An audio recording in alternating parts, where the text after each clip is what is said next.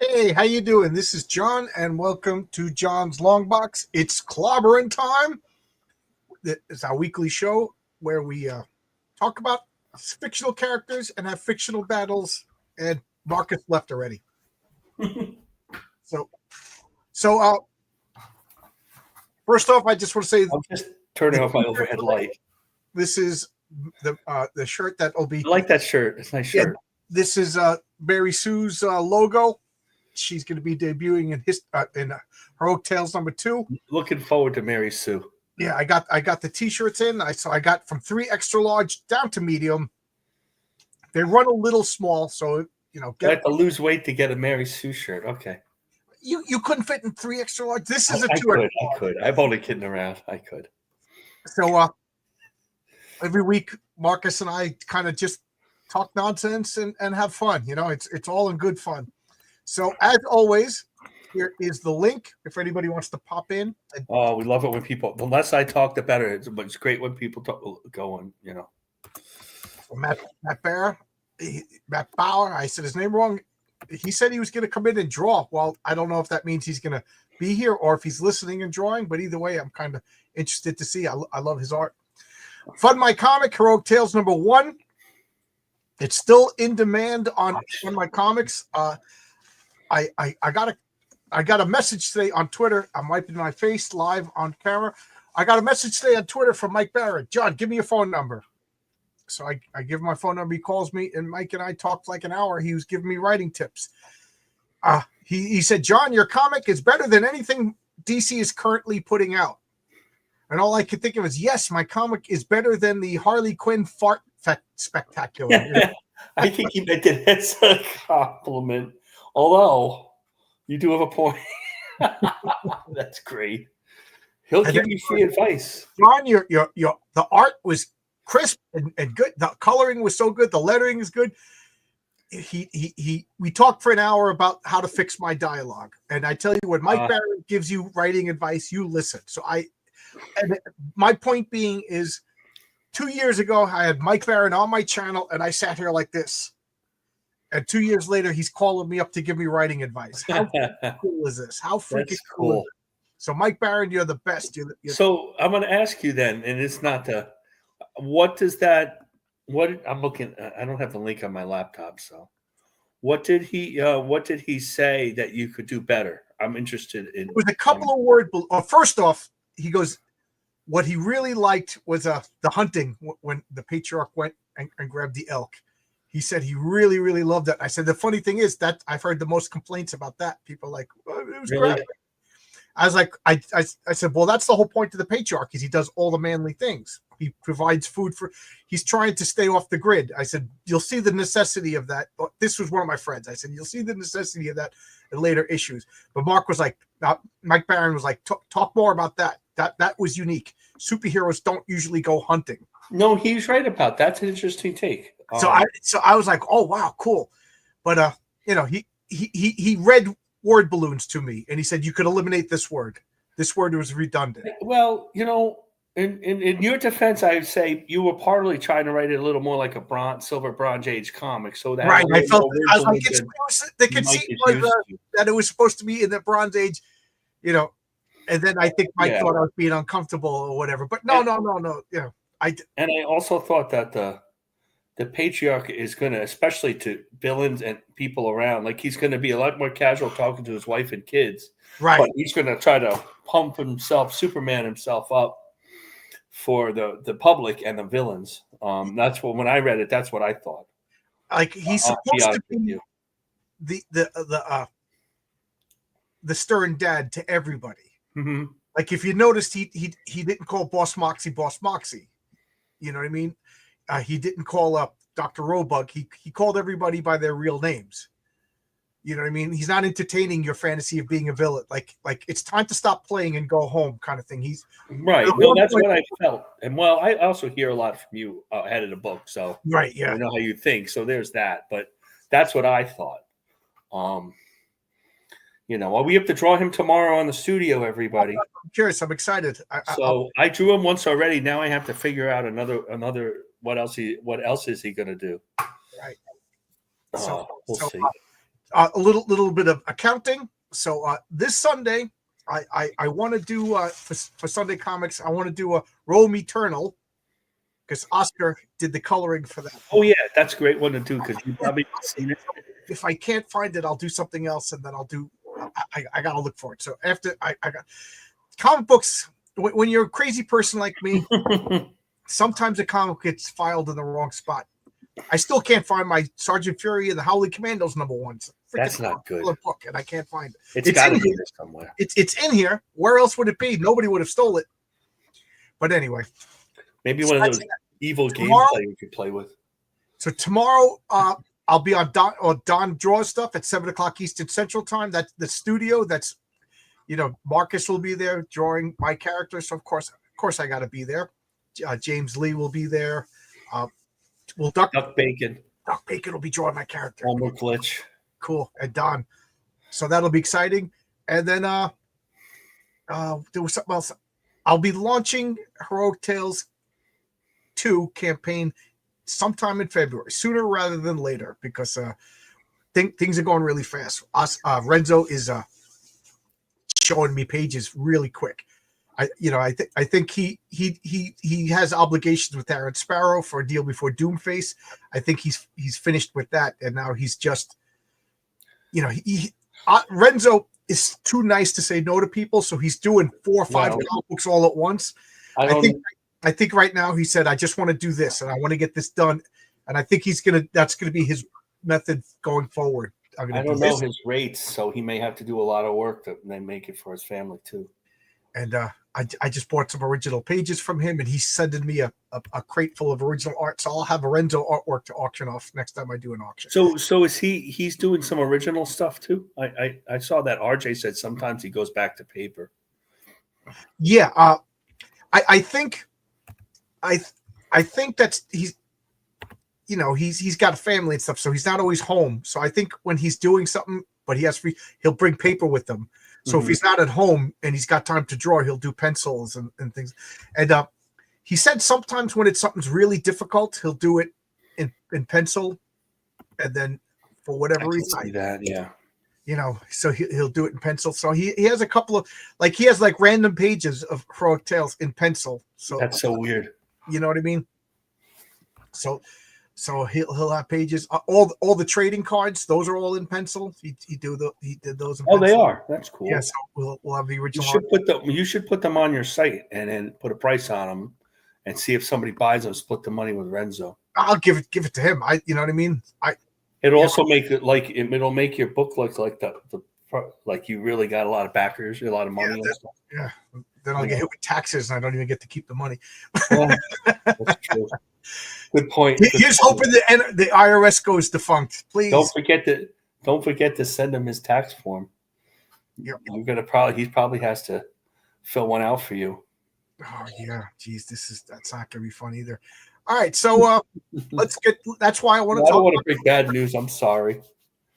So this week on It's Clobbering Time, it's Man Thing versus Swamp Thing, and let's see. I will put the invite in the chat again if anybody wants to pop in. We got a bunch of people watching. The rules. We kind of pick one character. If there's 2 of us, we'll pick one, and then just talk about the history of the character. So Marcus, who do you want to pick to be your character? I guess I'll pick Man Thing. I was hoping you would. Okay, good. Oh, okay. Well, yeah, I know about both. I know a little. I did read the Alan Moore. I do know about Swamp Thing as well. But Man Thing's Ted Sallis, and he's a lot simpler than Swamp Thing. His origins, and he didn't muck up his origins too much either. And the cat has arrived. Who's the cat picking? The cat is picking whichever one. I think that he likes the carrot on Man Thing's nose. So, Ted Sallis was with a group trying to recreate the Captain America serum in Cyprus, in the Cypress swamps of Florida. And the villains came in. They simply started chasing him, and he crashed his car with the serum into the swamp. Little did anybody know, which we revealed later, that was the nexus of all realities. Between the serum and the mystical nexus, he ended up becoming the Man Thing, with all his humanness, all his intellect and personality and ability to speak, all subsumed into a huge carrot-nosed, red orbed-eyed swamp thing, which they dubbed the Man Thing, which made, when they made giant-sized Man Thing, we still laugh about that today. Yeah. And it was created I want by to see my giant-sized man thing. It's got to Yeah. be the biggest comic book joke, right? Stan Lee, Jerry Conway, and Gray Morrow. Artist Gray Morrow are credited to create it. Apparently, Roy Thomas is involved. At that point, Roy Thomas involved with all of that stuff, and he and they Len Wein wrote one of his stories really early in between some of the Swamp Thing stories. That's how close Marvel and DC creators were at that time. Conway and Wein were in the same apartment, which is why they were created. Oh, really? Close. They lived together. And so nobody really knows how much they discussed between the two characters. And the only coincidence of two very similar characters with very similar origins come up at once. Now they diverged. There were papers drawn up for lawyers, but the characters diverged enough that they're really not that similar, except they're in the swamp. Like Man Thing is much more like the Heap from the 40s, which Thomas knew, but him and Stan Lee did not discuss the Heap. They both knew the Heap. But Stan Lee really came up with the idea. He came up with that idea of the guy losing his. Well, let's talk about the Heap for a second, because the Heap was first. The Heap was the first swamp creature. Right. And do you know who created the Heap? Offhand, I know, but I can't remember. So, but it was the same guy who created Airboy, if I remember correctly. And the Heap was like a not so much. Well, he was a swamp thing, but he was also like he was like a swamp elemental creature. And I don't know, the Roy Thomas and Len Wein and those guys, they must have just created by Charles Bureau. Right. Says. And Charles Bureau was the guy who created Airboy, yeah. And he also created the old Daredevil and those big monstrous covers. Yeah, Charles Bureau. I love Airboy. If you read Airboy, there's some crazy. Misery has got to be one of the best villains of all time. Airboy, the original Airboy went on forever. It was forgotten, but it went on for issues, like 80 issues or something. It was really, Fred Keita drew it, most of it. Yeah, Airboy #1, I think, was my first Chuck Dixon comic, and I think it was my first Chuck Dixon comic as well. Because, 50. It was 50. Well, he was working with Tim Truman at the time. They were partners in that Four Winds publishing thing, and they were packaging the books for Eclipse. So Charles Bureau created the Heap first. We're talking in the 40s. So that's how long that there's been a tradition of a swamp monster in the comics. And I only imagine these Roy Thomas and Len Wein, these guys must have knew about the Heap and loved it and did like an Roy Thomas definitely knew about the Heap because he read all those comics. Right. He was a comic nerd in the 40s, which is rare. People bought comics, but they weren't all comic nerds. Right. Roy Thomas is like credited with being like the first fanboy to get hired for comics. That's right. So then they made the Man Thing. And I have to say, in full disclosure, I loved the Man Thing first because there was you remember those Action Comics or Power Comics that came with the 45? That's right. I remember that. Yeah, there was a Man Thing 45. So I remember looking at that. It was the first appearance of Man Thing with the reprinted with the 45 with sound effects and eerie music. There was a Captain America one. There was a Captain America one, yeah. Few Star Trek ones. Oh, I never got the Star Trek ones. Yeah, but if you go on Dennis Turner's YouTube channel, he collects those and he plays them on YouTube. The Swamp Thing seems more like the Hulk. We'll get the Swamp Thing. Well, I guess he was, but not completely. The Swamp Thing changed. So anyway, the Man Thing, he had no personality, nothing. He was like Snuggie says in the chat that he was an empath. He would get the emotions. Now he knew some stuff. Like if somebody broke his leg, he knew enough to get the kid to a hospital.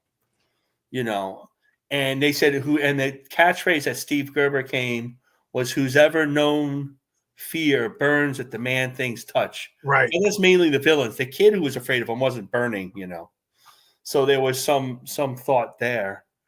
But most of the time, particularly Steve Gerber, who was the main writer, eventually took over 39 issues in total of the different series. Swamp Thing was in Fear, many issues of Fear. And then he got his own stories, but at the same time, he had black and white stories in the Marvel magazines.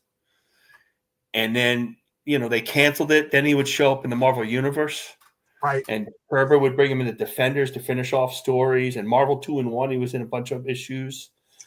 He always seemed to have his own little corner of the Marvel Universe. Right. Well, but especially when he met Jennifer Kale. I was just about to say that. He met like the sexy. She was a sorceress. Yeah. With a super hot costume. That's an amazing costume. Man. And who was the older guy that looked like I can't try to remember his name.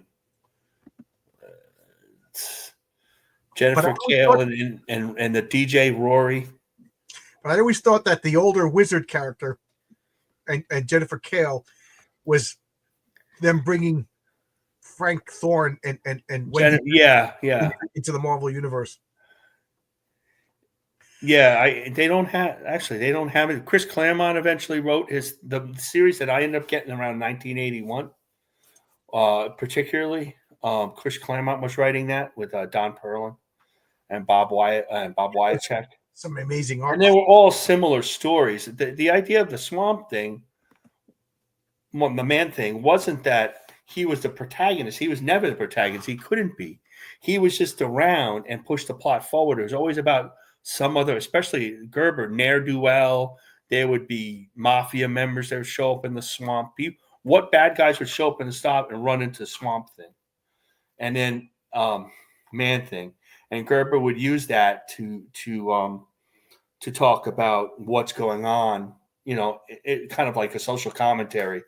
Right. Although it wasn't too political, but it was a social commentary. Right. That's the way Steve Gerber was. He was also famous for Howard the Duck and. Well, Howard the Duck was created with that because in the Nexus was all realities. Swamp Thing, Man-Thing got thrown into it and ended up bringing Howard the Duck back.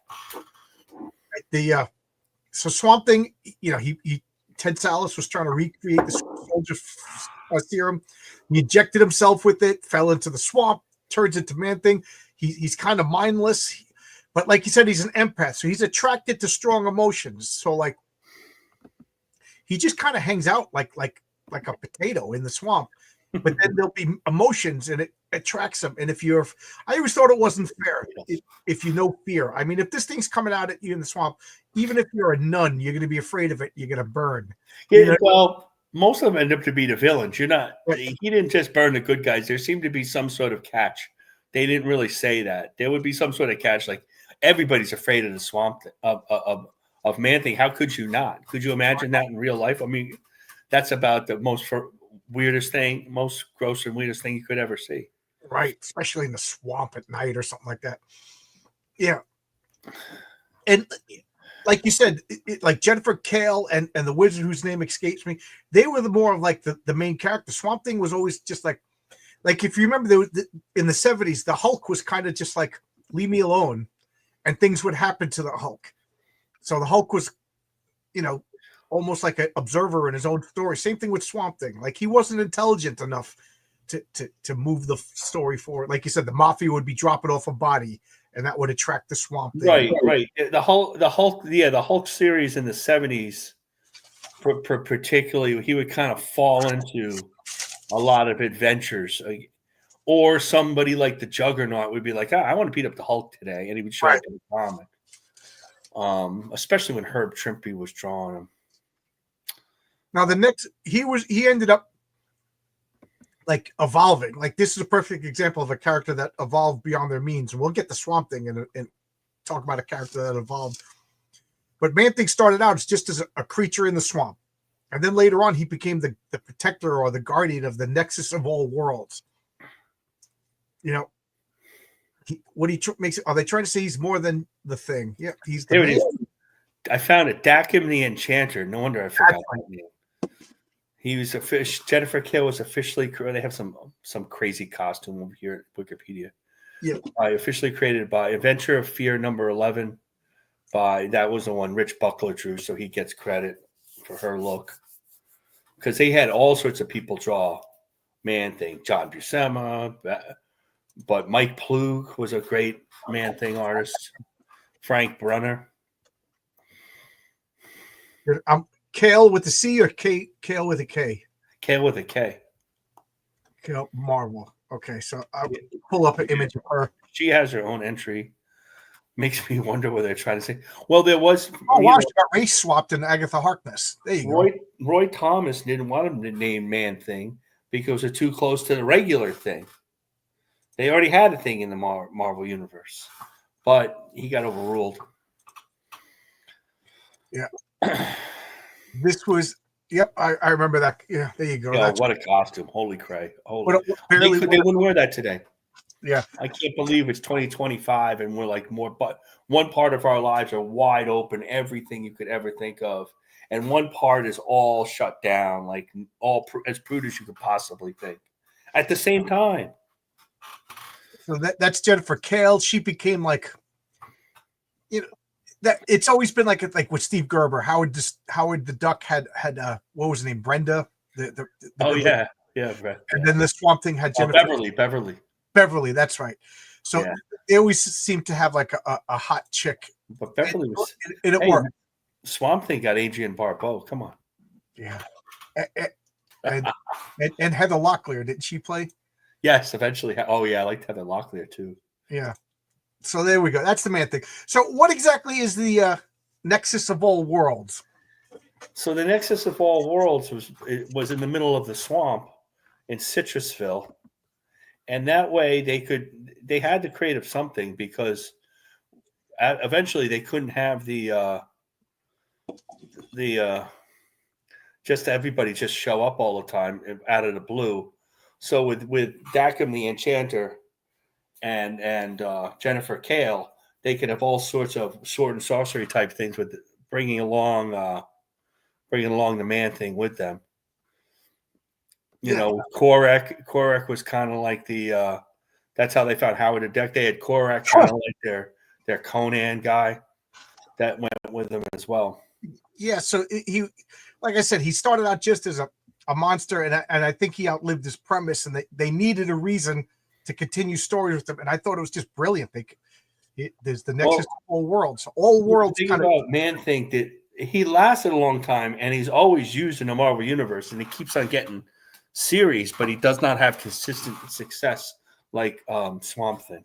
Right. And I think the lack of the intelligence is what makes it difficult. Well, not everybody can write him. J.M. DeMatteis wrote him. He was on your channel. Yeah. There has to be somebody who thinks about their writing, like Steve Gerber, J.M. DeMatteis, Chris Claremont. These are the best writers.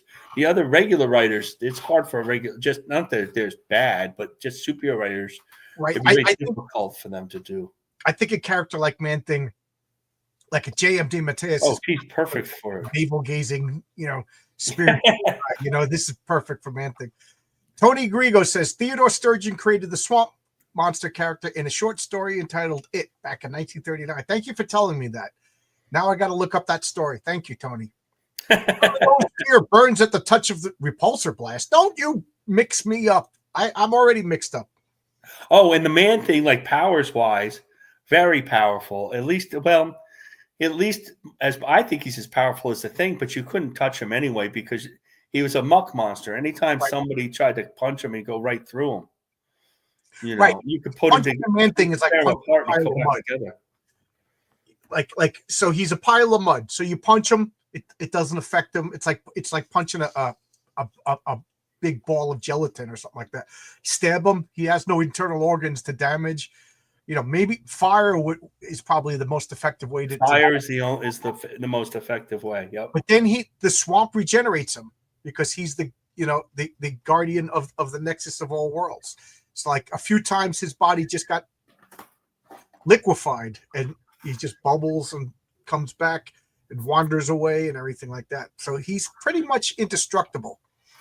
Strength-wise, you think he's as strong as the Thing? They described him as weaker than I remember, but he always fighting the Hulk and the Thing and really big heavyweights. He wasn't just fighting Spider-Man. Although one of Spider-Man's greatest Marvel team-up stories was with Despair in the Swamp. Oh, I love that Despair and Captain America It was that one where Byrne drew it. That's a great story. You could do that instead. Yeah, If I might do that for Sunday Comics. Sunday Comics. Or that one with Captain, and he was in the swamp too. The issue, they had the cosmic cube, and Cap was on the cover. I think Despair is another one of my favorite villains. Just such a good villain. You know, or you could do that X-Men one where Despair, with the right after Cyclops left, he ran into Despair. Yeah, that guy shoots himself right into Despair. Yeah, Lee Forster's father. Was that? Yep, that's right. Yeah. Yeah, Cyclops is still a good guy. Yeah, I know. Cyclops. Talk about a comic that just needs redemption. It's worse than ever. It's forget what you thought. When you left, you weren't wrong, but now it's 100 times worse. They can't even pretend. They're straight up villains. Yeah, I know. I got kicked off the X-Men boards in the DC forums back in for writing an article called "The X-Men Deserve Persecution," and oh my god. And the Claremont Byrne Austin X-Men run was just voted by in some thing as the greatest comic run ever, which is, arguably, yeah. It's one of my favorites. It's up there. It's up there with Walt Simonson's Thor. Yeah, Lee Kirby's Fantastic Four. Yeah, Byrne's Fantastic Four. So, he's an empath. So they kind of expanded his powers. At the beginning, it was just a cool power. Whatever knows fear burns at the Man-Thing's touch. So I feel like, again, it's like a bad guy thing. Because if he's walking a little kid with a broken leg to the hospital, that kid, he would do that. Right, but that kid ain't burning up.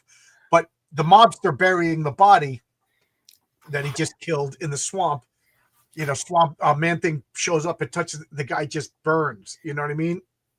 So but then later on they kind of made it like he's attracted to, like, if you like love and accept the Man-Thing, he could kind of like heal you and stuff like that. Like that, this was later powers.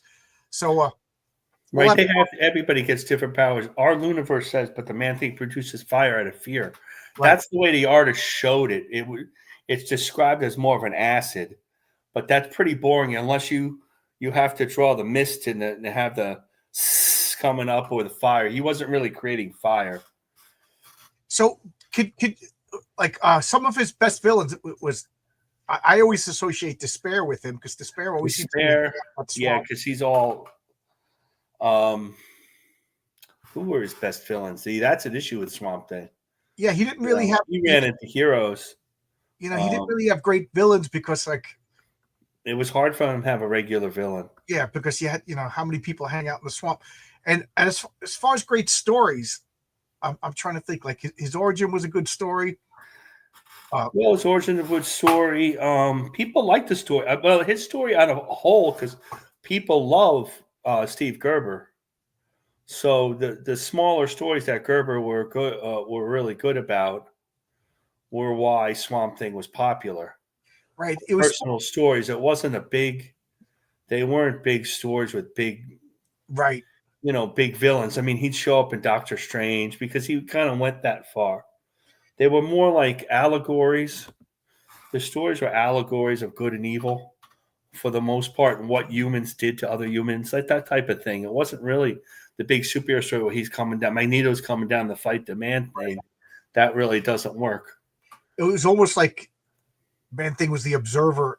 Yeah, he was not the protagonist. He was he just moved the plot forward. And he would have friends like Jennifer Kale, the young DJ Rory was always had an affinity for the Man-Thing. I remember, and then and then they took him to Dackham's world, and then he fought like guys with swords and all that. Yeah, and then he made fun of Conan with that Conan type of character. Blonde Conan had. All right, so he didn't really have villains. So I think we'll move on to Swamp Thing, and I'm going to bring up just one of my favorite images of Swamp Thing. Full disclosure, I love Swamp Thing. It's one of the characters that I went out of my way to get like all of his. I have like almost every Swamp Thing appearance up to like 2015. So I fell in love with Man-Thing first, because of that record. My parents or somebody bought me that record. That was like what, 1974, 75. Wow. Power Records presents the Man Thing. Bah, bah, bah, bah. It was a lot of fun. The special effects when he's transforming and everything like that. But then,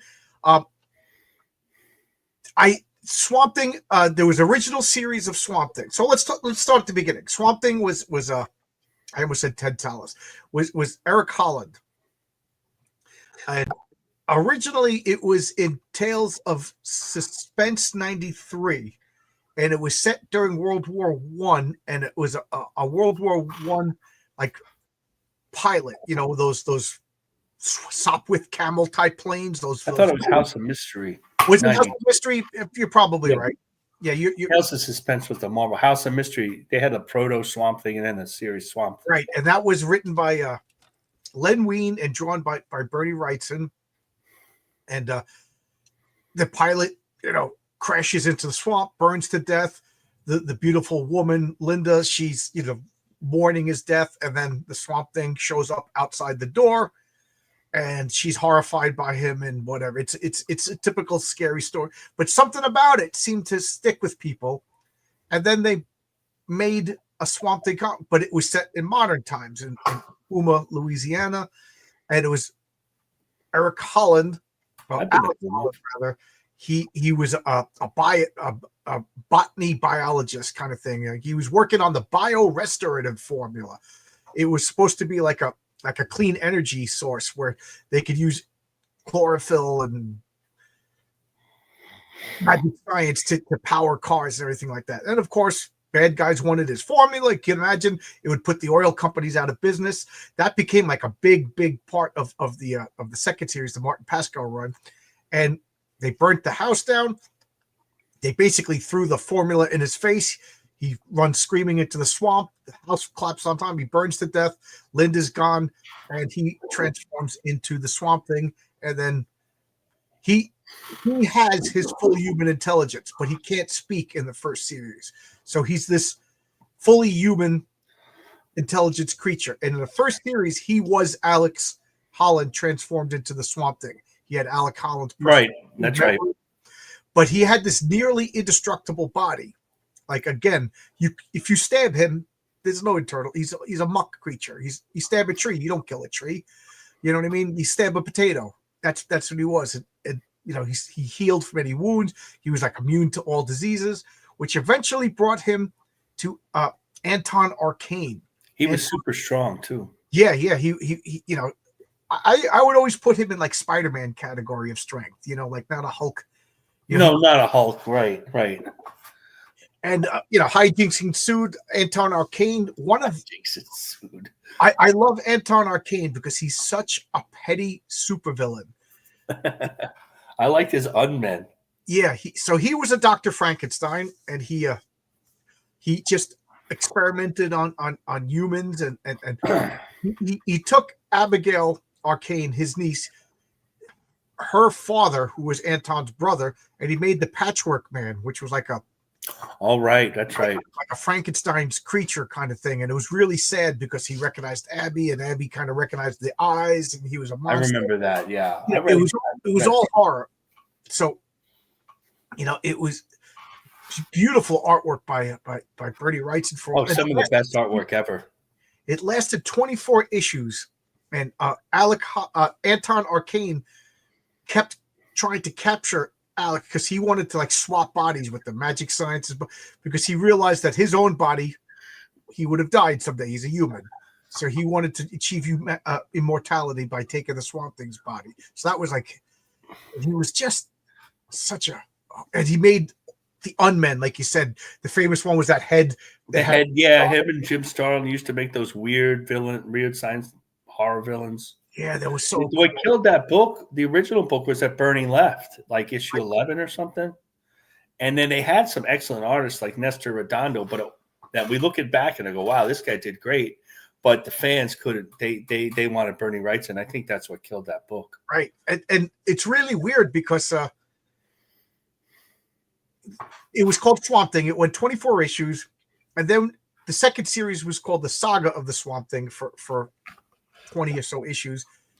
And they said in the editorial page, they were like, ignore issues 20 to 24, which is the first time I've ever seen that in a comic book. Like, basically tell you these, forget about those. They never I happened. remember that because I bought the Alan Moore run. Right. So that was like, wait, you can't do that. And then the Martin Pascal run from the Saga of the Swamp Thing. And why can't I think of the artist? Gary Leach? I think it was Tom Yates. Tom Yates. I think he was the first artist. I could look up the other artist. I'll look that up.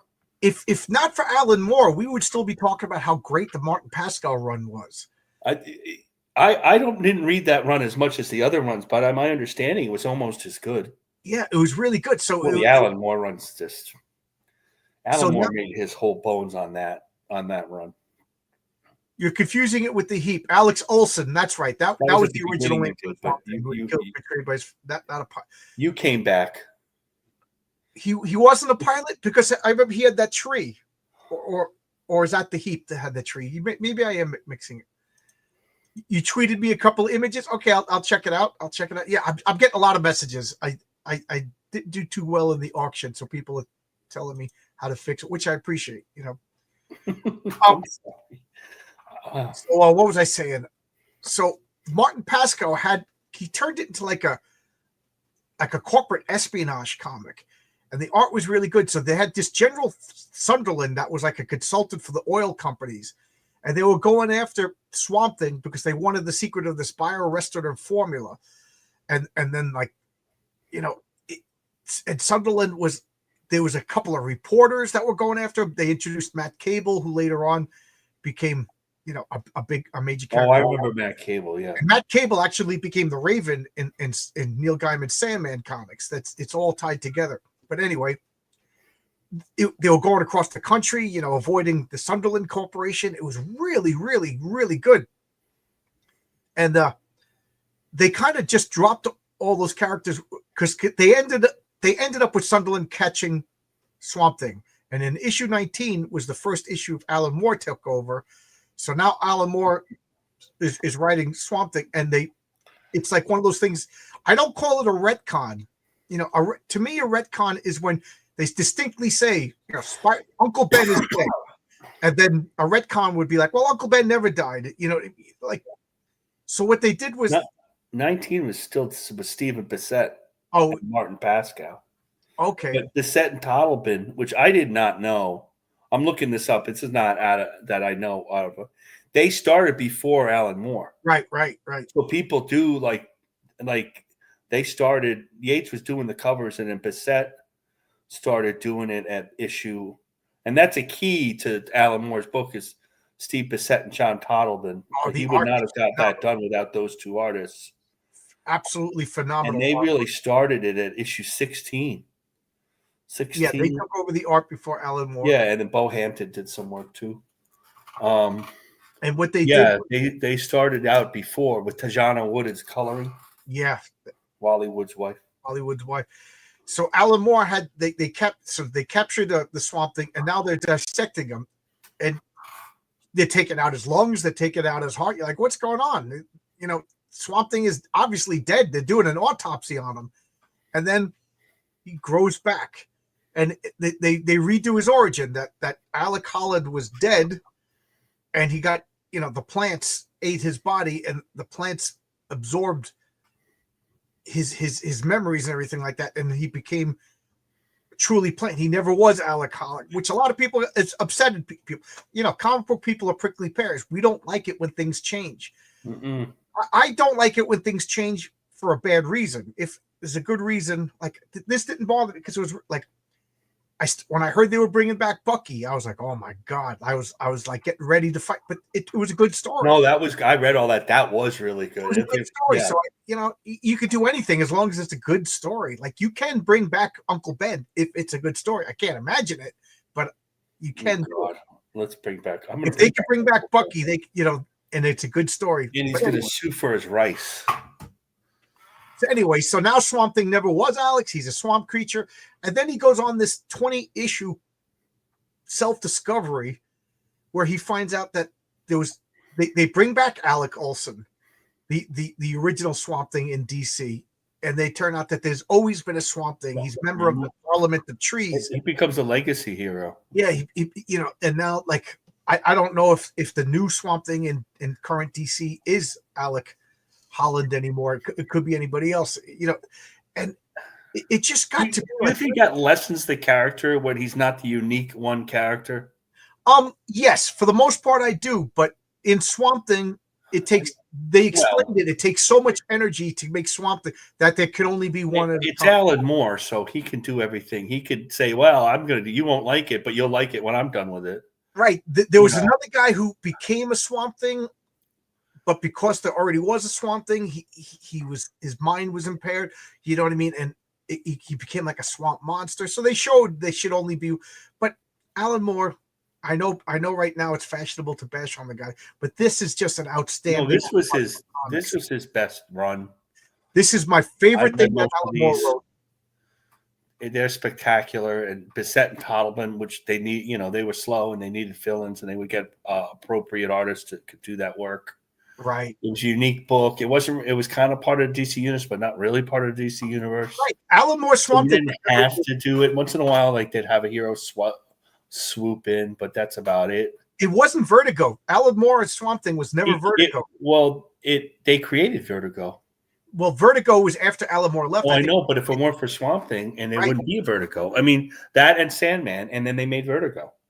And I think they made a mistake because then you really split off. Like, let's say I'm a superhero fan. I'm buying Swamp Thing.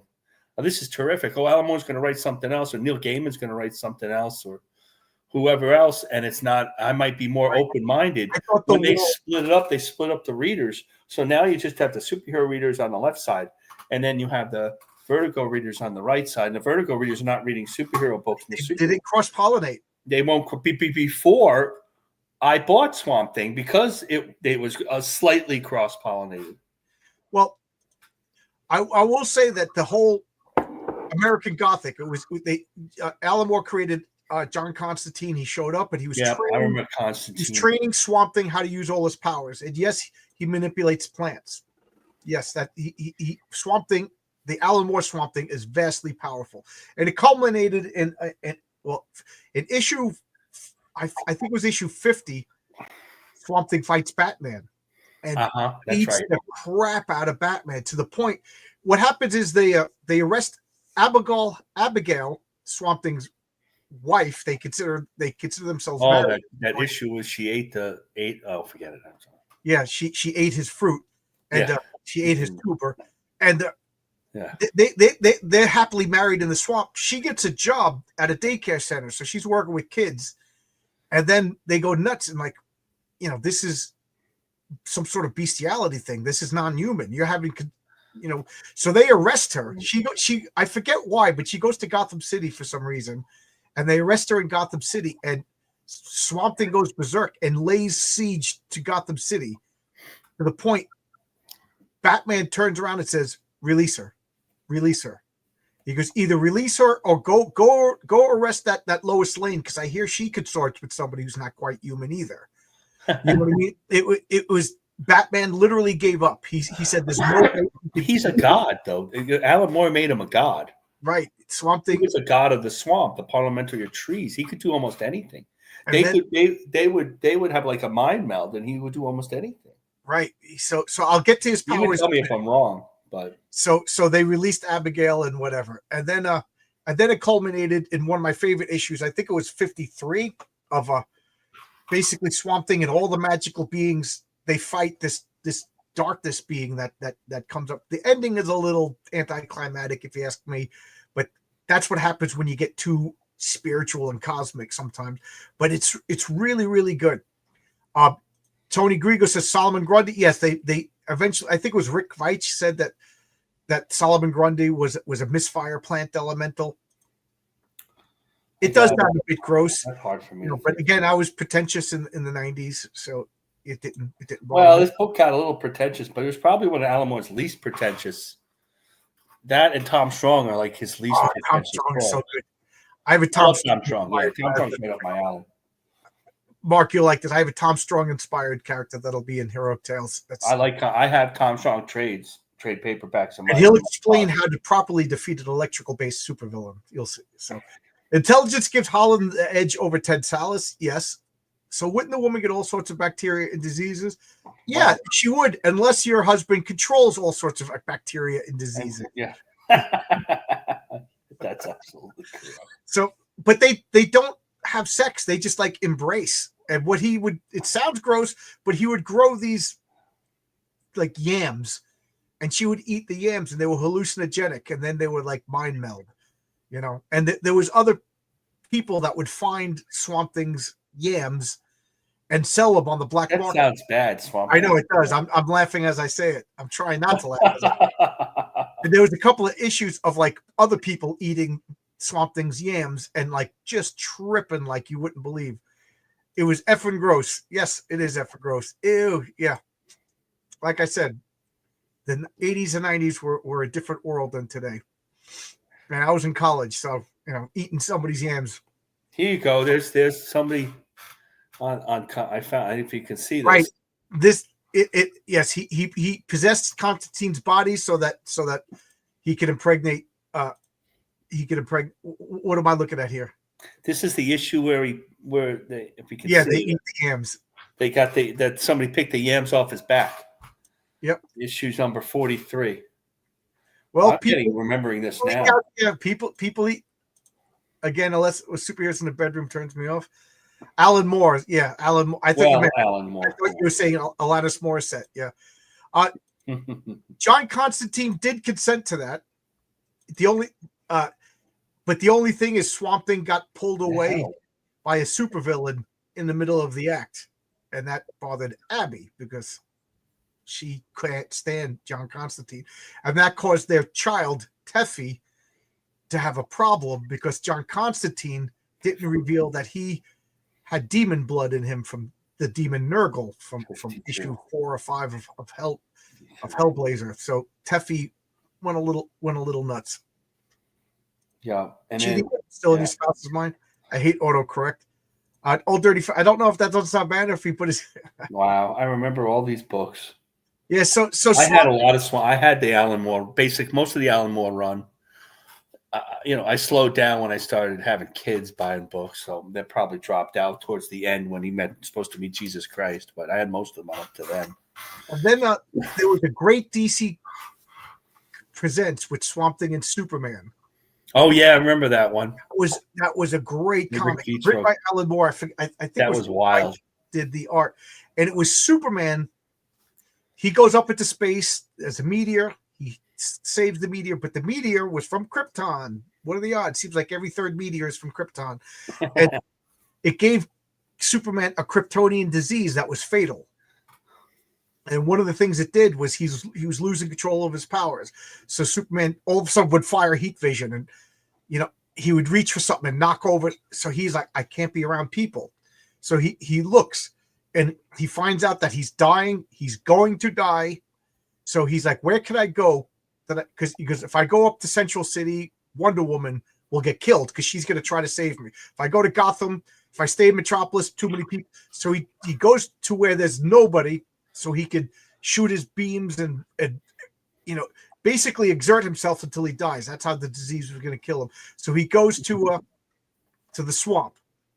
Ironically, the one place that he could. And so he's hallucinating. He sees Swamp Thing. He hits Swamp Thing with his heat vision. Swamp Thing regrows. You know what I mean? And then Swamp Thing basically attacks this alien fungus that's on Superman and saves his life. It's a really good. It's DC Comic Presents, I think 26, or is it 80? I forget. DC Comics, but that was a good. That was a really good series. Was DC? Wait, Nurgle is an actual thing. Yeah, in Hellblazer, which was John Constantine's comic, John Constantine threw himself out of a moving train to avoid getting killed. Remember, he's not all powerful. He's a regular guy who knows trickery, and he broke every bone in his body, and he was just laying there dying. And Nurgle said, I'll heal you for a price. So Nurgle put his own blood. He gave him a blood transfusion. Constantine was immediately healed, but now he has demon blood in him. And then because he had demon blood and he was technically the human father of Swamp Thing's daughter, Teffy in a forgotten 19-issue series of Swamp Thing. She was a little girl. She manipulated. She could control flesh the way Swamp Thing could control a plant.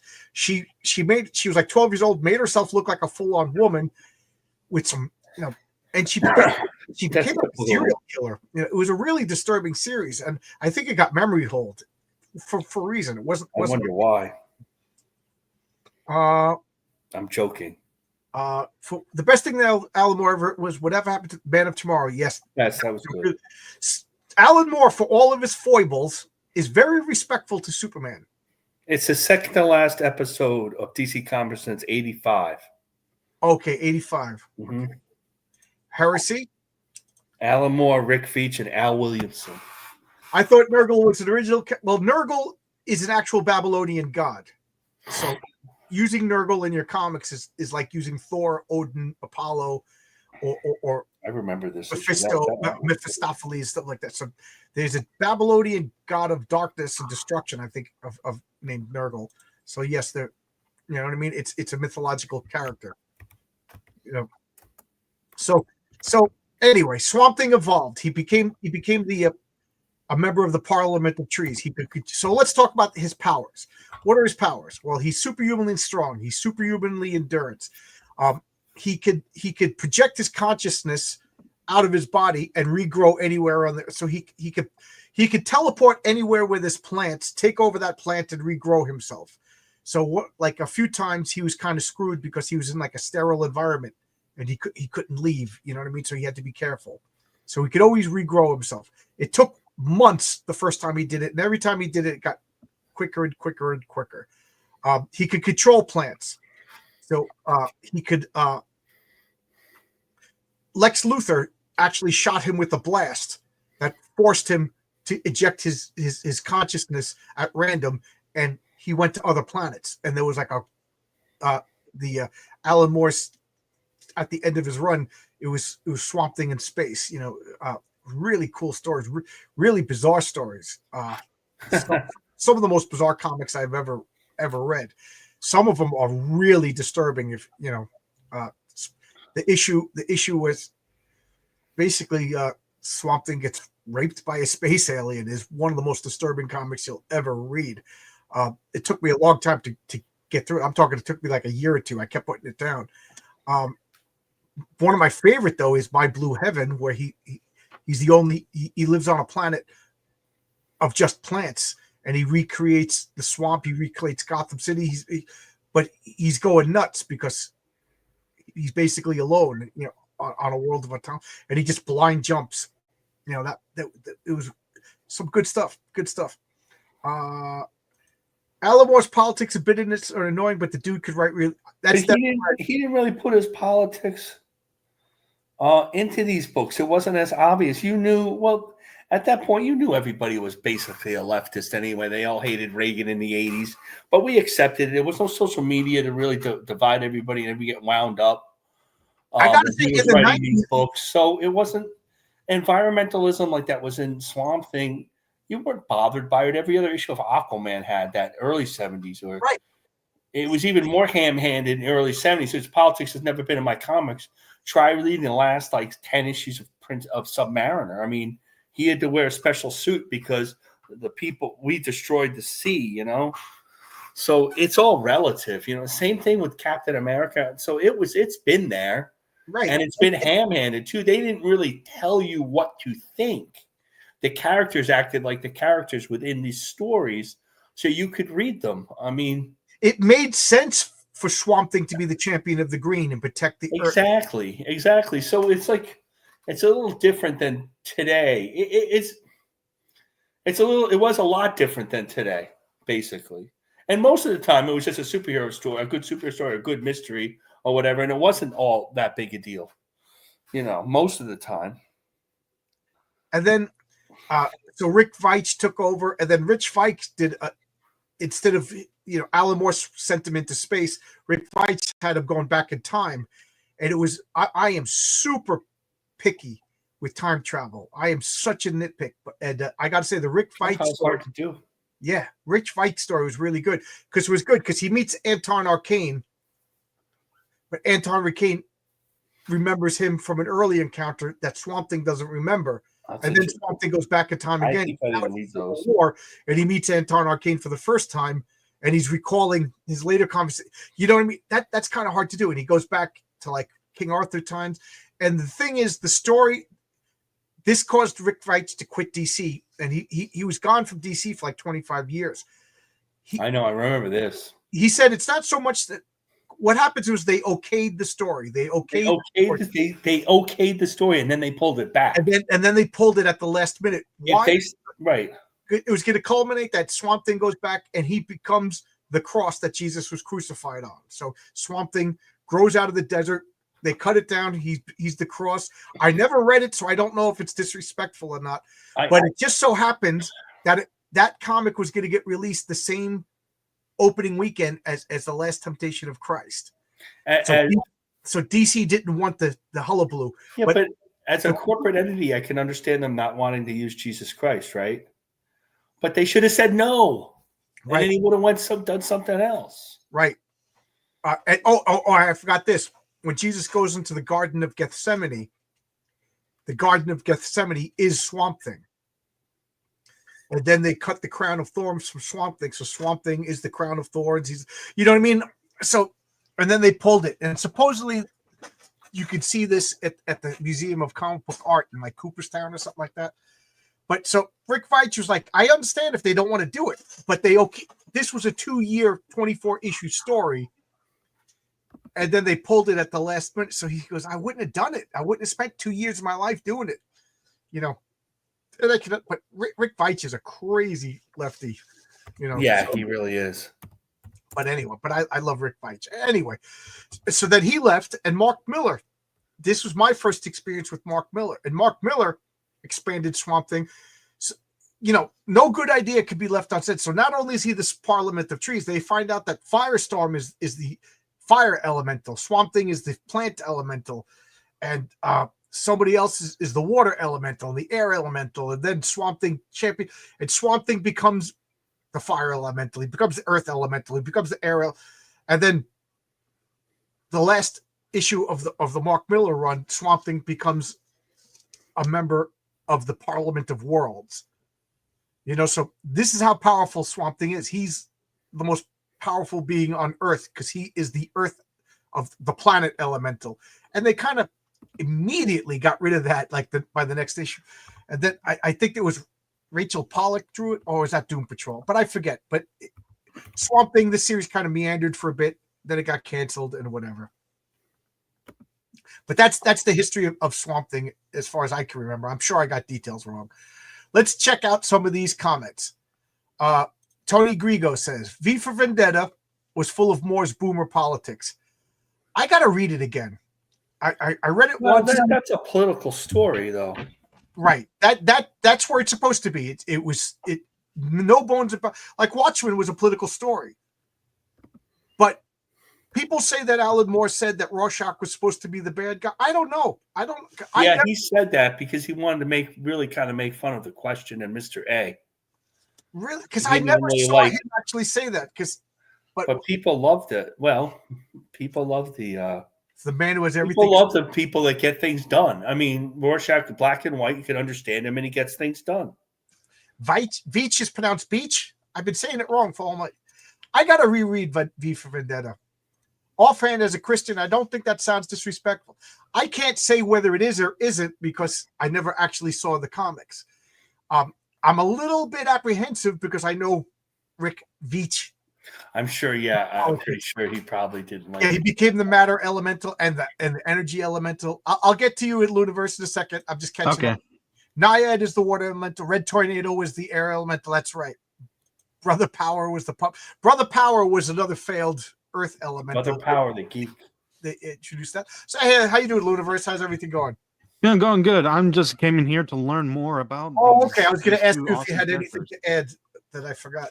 Hey, well, I'm very analytical, so from everything I've heard, that Swamp Thing is like a literal elemental god of plants, whereas Man Thing is a monster, but not necessarily like a god. Like he's made of mud, and yeah, he has like whatever fire or acid that can destroy you with a touch of fear. And at first I was going to go with Man-Thing, but now that you keep talking more and more about Swamp Thing, I was like thinking Swamp Thing, I don't know, like maybe he can beat Man-Thing if he can just find the plants within Man-Thing and just crush him. We didn't get to the fight yet, so we'll hold off on the actual battle. Okay. I want to, okay. Tony Grigo says Miracle Man was full of his politics. So Alan Moore revised Miracle Man. Miracle Man was the British version of Marvel Man. Marvel Man was a ripoff of the American Captain Marvel. So it's funny story about that. Man was a British book. British comics are more political than American comics. I mean, look at Judge Dredd, and they don't really understand heroism in the John Wayne American way. Right? They don't understand. The hero's always dirtied up in a British comic, and that includes the British guys who come and write superheroes here, unless it's Mark Miller writing Superman Adventures. Funny story about Miracle Man is in Britain it was called Marvel Man. When they brought it to America, they called it Miracle Man, but they didn't know who owned the comic. It was created by Mick Angelo. That's Angelo. Right. And he would just every week, boom, boom, boom, just bang out comics, and it sold like gangbusters until they imported American comics into Britain, and then people they were goofy. They were like Marvel's Spidey Super Stories quality comics. Yeah, they were goofy. And they just really the market just dropped and people lost interest. And then they said, anybody want to bring back Marvel Man? And everybody was like, no, that was like bringing back like Electro Woman and Dyna Girl or something like that. They were great. And so Alan Moore jumped at it and he turned it into this, turned it on his. Wow, that's really great. That's some comic. What they did. They were like, who owns the rights? Who owns the rights? And they went around, and then finally they found Mick Anglo drinking at a bar, and he's like, I own the rights. They never thought to ask; they just assumed he sold the rights. So so the original guy, he never lost the rights. He never, because nobody was interested. That's how badly the yeah, they just forgot about it. They just forgot about it. But anyway, yeah, right. The politics in Miracle Man is very over the top and very one-sided, but they weren't the good guys. Like they even joked about it that like, oh, it's a liberal paradise, but you saw it was leaning towards fascism. And I think that's something Britain always had, this fascist undertow going. Look at it right now. Jeez, So like, even though like the left progressives were the good guys, they were still like oppressive in Miracle Man. The progressive utopia that Miracle Man was ushering in Britain wasn't really that. It was kind of creepy, and you didn't want to be there. It was creepy, yeah. Yeah. So I didn't mind it because Alan Moore is never just cut and dry. There's always a lot of subtleties to his work, and because right now that there's people digging. Oh, somebody's looking at his stuff after what happened. I pray that they finally find him and he's just in his backyard planting flowers. After what happened to Gaiman, and then they read his book. What was that comic? With Alice in Wonderland and all that. That book, or even read Tom Strong. Like the daughter kind of gets it on a little young. Like a lot of that's on the edges of all of Alan Moore's work. Yeah, but how old was Sue Storm when she she was Reed Richards' student? No, well, that's true. No, well, especially in the Byrne run, the Kirby run, they had a thing, but Byrne had Reed Richards meet her, and she was only like 12. But that's on the edges of all the Byrne's work too. A lot of young girl, older men, young girl thing. He likes that. That's a thing that like Generations has a lot of that. Next Men has a ton of that stuff too. Byrne, they could look into his stuff too.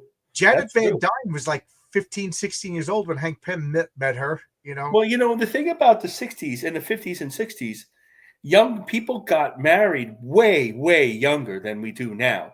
Like 19 and 20 would get married, 18 and 17 would get married, and there were all the laws of what it was much more acceptable because they were going to start their lives, in the suburbs and stuff. Now it's like, oh, that's a child, an 18-year-old. Right. In I'm fact, not in all saying the it's right. I'm all the just saying songs, it's always been a comic book thing. These John Lennon wrote "She's Just 17." You know what I mean? Yeah. And there's a lot of that. They call it pedo rock, I guess now. Yeah. The Kiss had Christine, 16. All the famous rock stars. David Bowie had a 14-year-old girlfriend. Jerry Lee Lewis married his cousin, 14 years old. Priscilla Presley was 15. 14 when Elvis married her. Yep, that's right. I'm not saying it's right. I'm just saying that the world. But it was within a lifetime. That's the way it is. People died younger. They went to war in World War II in Korea and Vietnam way younger. Now the kids don't get married. I have kids and they're not getting 27. They're going to be 27, 26. They're not married. Even I was married by then. My father had 5 kids by the time he was 27. Exactly. Well, that's exactly right. So they were hooking up like way earlier, and they weren't having premarital sex. They were getting married. Right. Back then. Logic Finder says V for Vendetta is a true story. Americans don't know the history of Guy Fawkes, and a baby boomer is 80. Americans don't know the history of Guy Fawkes. What I think is funny is all of these anarchists they put on Guy Fawkes mask. They don't realize that the guy wanted a Christian theocracy in Britain. You know what I mean? So this was a Christian terrorist, and all the anarchists, because they don't know the history of Guy Fawkes either. A name that I cannot pronounce, apparently. The Lost Girl. I had the Lost Girls. The thing is, it's oversized hardcovers, and all my oversized books are upstairs, and I always forget to read them. So it's literally been sitting there, still in the cellophane. Should I crack it open and read Lost Girls this weekend? England has been a monarchy for centuries, so fascism is basically a monarchy without the royal rule. Not a stretch for England. Yep. Dude's a wizard.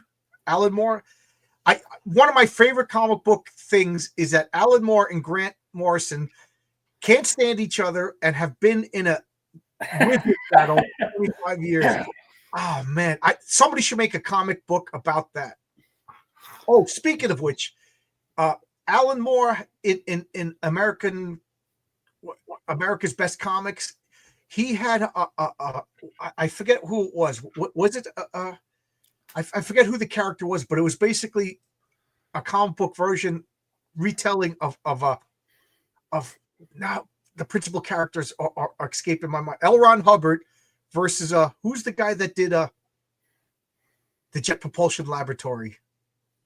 The scientist. Tesla?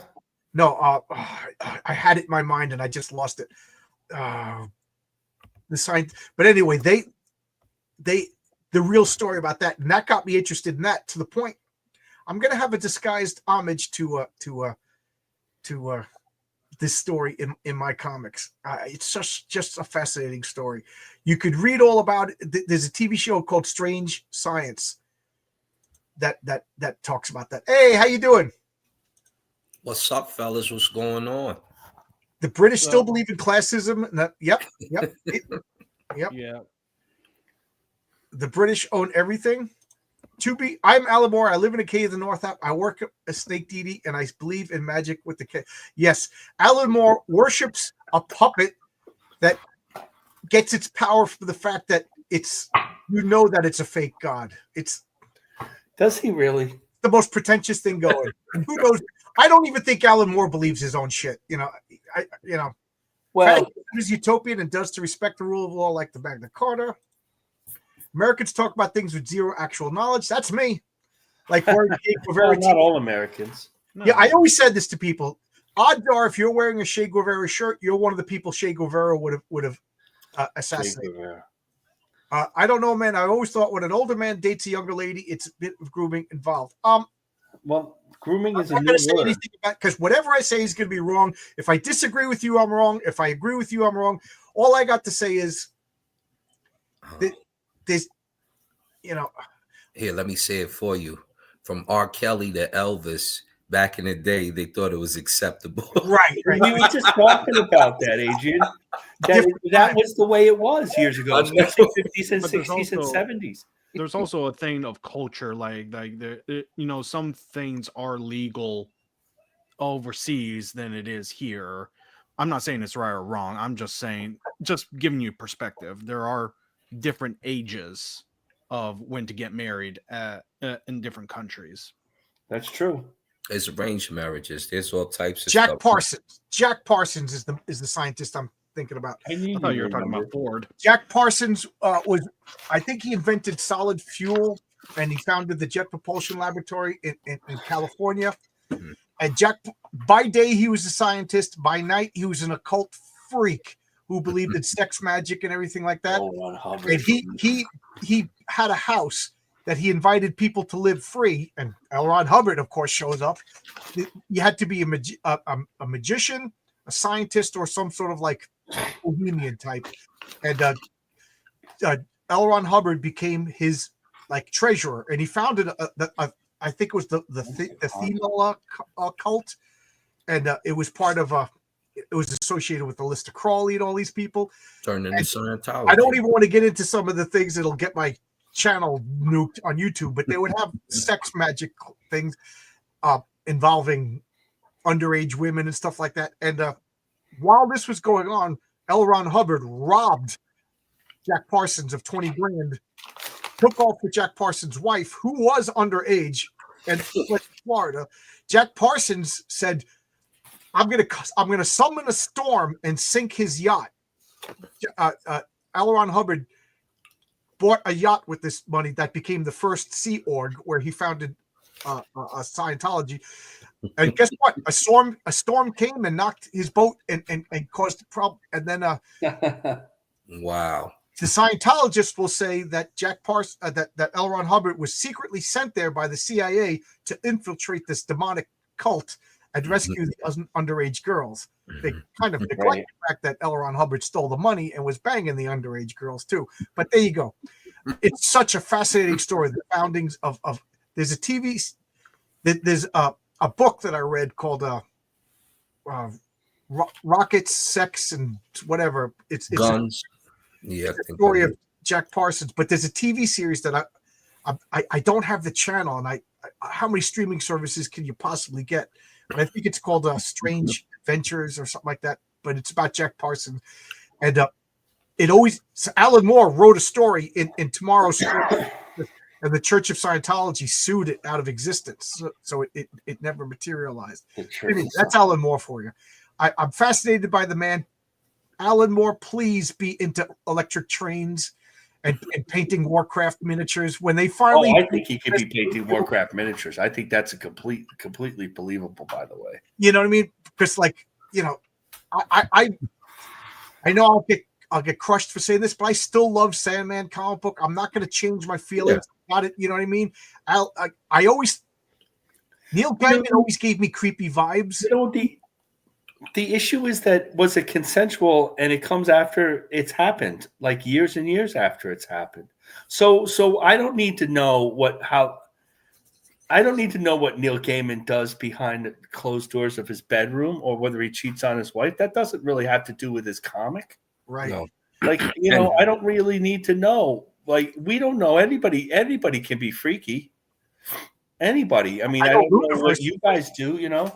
Wait, what did I do? We don't really want it's not for this channel. Google it. He's been taken apart because he did weird stuff with weird butt stuff with some good woman. Well, this is all I want to say about this, then we'll move on. First off, it's suspect that all of the stuff is coming out at the same time that he's divorcing his really big troublemaking wife. And we're talking $25 million is on the line. What are the odds that all of the stuff comes out at that time? Second off, did these women file police reports? No. You know what I mean? Like, I have to be consistent. Some, people all of a sudden come out with Trump. I voted for Trump. I like Trump.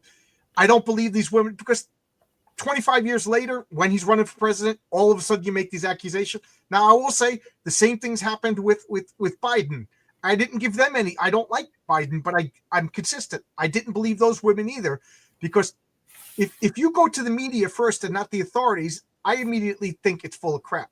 Same thing with Warren Ellis. All of these women, 25, not one of them accused of doing anything non-consensual. They just accused him of being a cad. It being rough. I mean, like, for example, like Michael Strahan's on Good Morning America. He's a Hall of Fame defensive end for the New York Giants. Everybody knows who he is. Well, when he was going earlier in his career, in the middle of his career, he was going through a really bad. He used to rehab houses with his wife. He was going through a real bad divorce. You know what she floated out in the press? That he was gay. That he's having an affair with some doctor who worked for WNBC. Wow. Yeah. And it didn't stick, obviously. Well, nobody wants that to stick. So these are my criteria. What else is going on when these accusations come out? It's a divorce, man. Are you running for president? Is it a divorce? You know, are deal like in case of Warren Ellis, are you getting a lucrative contract for Netflix? Second off, did any of these accusers go to the authorities first, or did they go to a media first? You know, you got to meet that. Like, you know, Phil Moskowitz is just walking down the street. All of a sudden, he gets summoned with the summons. You know what I mean? Moskowitz. Wow. You know what I mean? The woman accuses him, or the man accuses him. You know what I mean? And it's proper. I'll give that more credence. I don't like Neil Gaiman because Neil Gaiman called me a racist because I said I didn't like that he cast a black woman to play Death. Death is she's not a Caucasian. She's an alabaster statue of a woman. And she's got black eyes. She's got black hair, black clothes, and a white skin. She's dichotomy. She's black and white. She's life and death. You know, and I said, Neil, you know this. You created the character. You know that all of the endless are black and white, like literal metaphors for you know, dream is wake and sleep, death and life, destruction and design, despair and delight. You know, black and white. You know, and to cast the black one, fine, but put white makeup on it. It's not white face. No, that was bad when he said I was a racist, and I was like, you know what? Never meet your heroes. So I don't like Neil Gaiman, and I even though I don't like the guy, I'm still going to give him the benefit of his novels. Supposed to be really good. I think my son read them. I mean, he's a big reader. Oh, I didn't read them. My buddy today just messaged me. Did you ever read American Gods? It's right up your alley. It's so good. And I mentioned what's going on with Neil Gaiman. He goes, I don't care. Because I don't even want to know. You know, he didn't know. He didn't like the book. American Gods was so to me. But I will say, with all these allegations coming out about parties in the, you know, you think Bill Cosby, oh, he drugged the girls. Well, didn't Hugh Hefner come up with the idea in the first place in the Playboy Mansion? That's where he was at, hanging out, doing the stuff. So yeah, Bill Cosby's. Yeah. You know what's funny, Monumental? I forget your real name. Adrian. Yeah. Adrian. You know what, Adrian? During the whole Bill Cosby case, I was the only guy defending Bill Cosby. I said, "There's no proof. There's no proof." And I know people want to believe, but I said, "This is he said, she said." There's reasonable doubt. Well, this guy has to get free. You're back in the '60s, and you say, "Hey, honey." And this is Bill Cosby. Bill Cosby is a big star for a long time. Yeah, he was and all that, and he was really handsome and in shape back then. I mean, he was always good. You know, he's always kind of in shape, but like he was really athletic. He was. And he was like, "Hey, honey, he's at the Playboy Mansion, so we know what's going on there. There's all sorts of drug stuff." And he gives them, "Hey, you want to take this pill and make you feel good?" And she says yes, it takes the pill because she also smoked she smoked weed 5 minutes ago, and her friend's doing coke in the other room. Mm-hmm. You know, like it's all relative, you know, and to accuse things after the fact, years and years after the fact, it's like, yes, what Geeks Do Network. Gaiman looks like a hypocrite. Yes, you know, that's the biggest issue. This is the thing that makes me laugh. Is now he's being hoisted on his own petard because this MFer. Believe like he was going after Warren Ellis, you know, believe all women, believe all women. So now, well, you know what, Neil, you're right. Now I'm gonna. So this is like the only time I'm leaning towards just because live by the sword, you die by the sword, Neil. You know. Well, here's my point. Which doesn't really bother me. Call me a racist, but it just bothers me because I love Sandman so much. Neil Gaiman and his wife look like they had a Jeffrey Epstein. Yes, and here's another thing. Neil Gaiman's father is the head of Scientology in England. Oh, really? Yeah, and I've always been wary of Scientology. Given you should be wary of Scientology. Yeah. Oh, this is a two-parter. As a personal opinion, I never liked any of the British invasion of comics that occurred in the '80s, with the exception of Alan Green's run. I liked them all. I love. What about Judge Dredd? And no, really? No. Yeah, I like Judge Dredd. Yeah. I liked them all. I'm like, 2000 AD was dope to me. Actually, to go off that, he said Jeffrey Epstein. Here's a story you guys will like. This is a little off the way. I don't knew Jeffrey Epstein's first cellmate at Rikers. Oh, They were just talking about him in the news the other day because they interviewed him about Judd. He was an ex-cop, and I didn't know him when he was a cop. because Scientology is international. Matter of fact, I think Brazil has the second most Scientologists Is that right? in the United States. Wow. Most of the Scientologists in California. Although, despite their own propaganda, Scientology is collapsing right now. Yeah. We'll get back to Swamp Thing and Man Thing in a minute, but I talked about this before. I don't know if I ever talked about this with you, Marcus. I know you two didn't hear, but before I met my wife, one of my hobbies was trying to get recruited by cults. I think you did say that. Yeah, I used to go to my friend Phil, who was sitting in Washington Square Park eating. And my friend Phil at the time was just lost soul. You looked at this guy, and it was just lost soul. So he said these two sexy girls came up to him, started talking to him. You want to go to a party? Of course, he goes to the party, and they locked him in. And it was a recruitment for Scientology. So I'm like, I want hot girls to recruit me to a cult. You know, I'm thinking it's going to turn into an orgy. You know, I'm single at the time. So nobody ever recruited me. I hung out at Washington Square Park. I'm eating pizza. You know, I'm hanging out looking lost, reading books like Where Am I? With the big question mark on the cover. Nobody ever recruited. So I would just start calling. I used to go to Scientology centers and do the e-readers and stuff like that. And I actually got thrown out of two Scientology. They wouldn't have me. I wasn't good enough for Scientology because I started asking questions, and you know what I mean. I was like, I'm an electrician. This is just testing our electrical resistance. I could drink Gatorade and give you completely. I was let me see the rubrics. And they're like, what are you talking about? I'm like, your Scientology. It's science. When I would fight with them. I used to have like these people come to my house and do cult stuff. And then when I met my wife, she was just like, You got to stop this. You got so in one of my many hospital staying. I used to watch that Leah Remini Scientology on Discovery. My wife is fascinated by all that stuff. So anyway, that's you go out to LA, they'll get you to Scientology. I'm very my wife and I are very like fascinated by like when I lived out in Albuquerque, I met a lot of Mormons. I got really interested in the whole like. Well, you one of the Mormons because you want to have several wives, John. That'll be a good. That'll be a good clobber time. Mormons versus Scientology. You know, holy Christ. L. Ron Hubbard versus John Smith. But anyway, I my conclusion with the Mormons is it's a wacky religion, but Mormons are the nicest people in the world.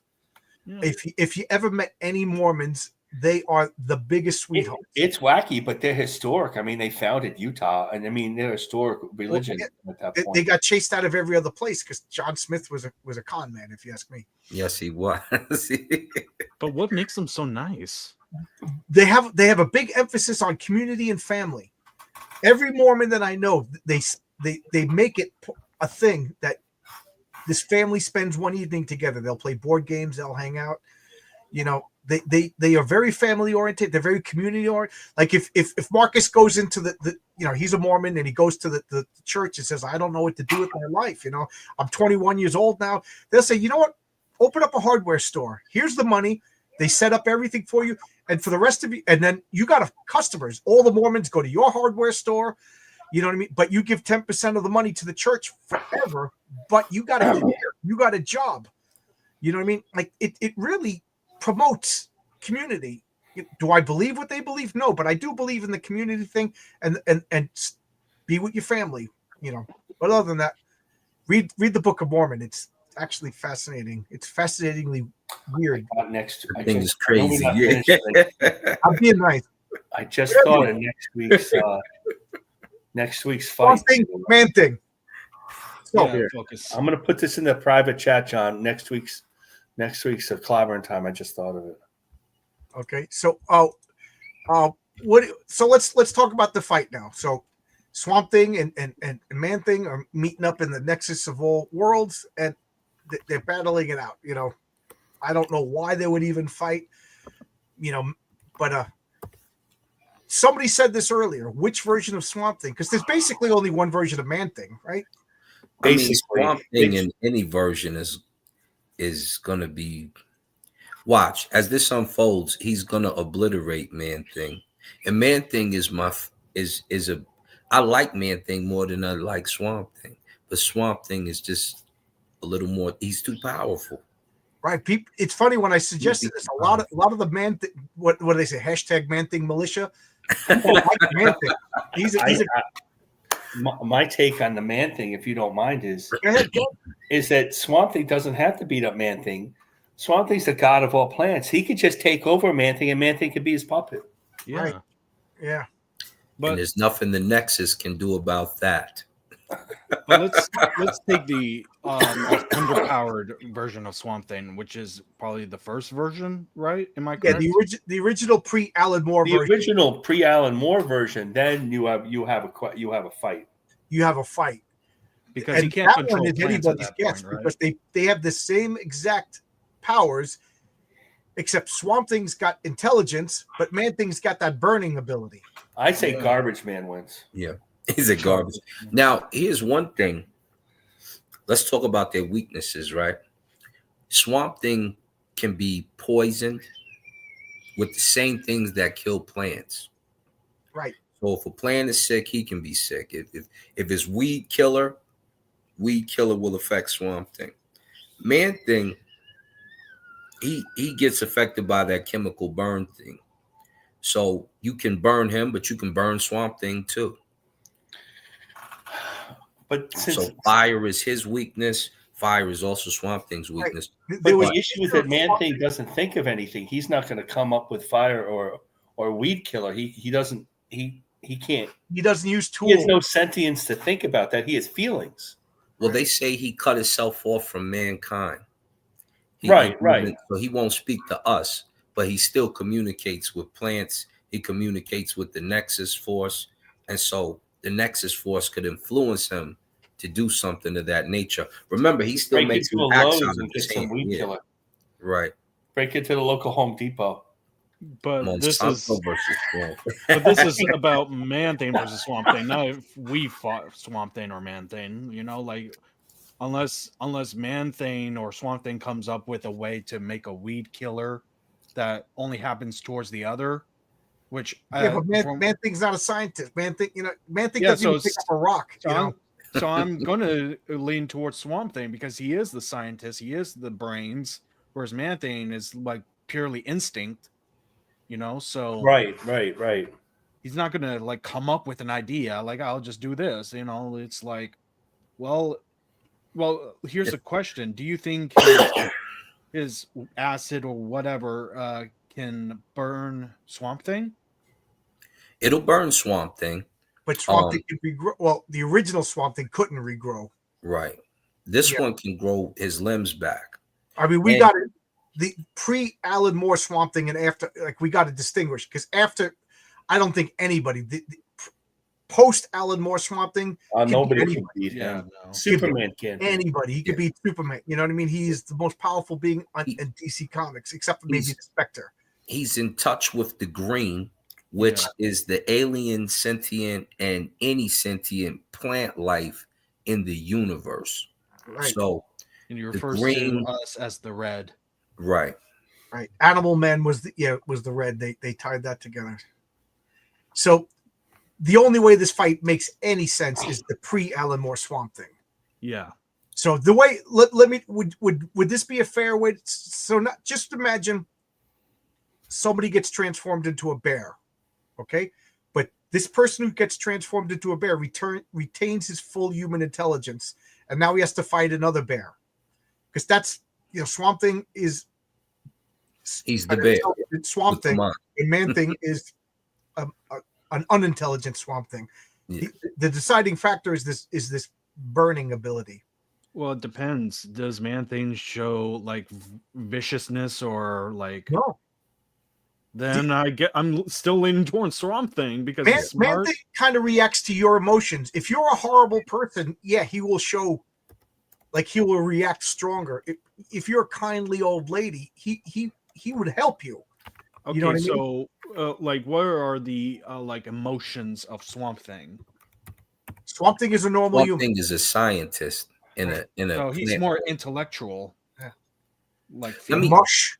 My character Mush can beat both Man Thing and Swamp. Mush.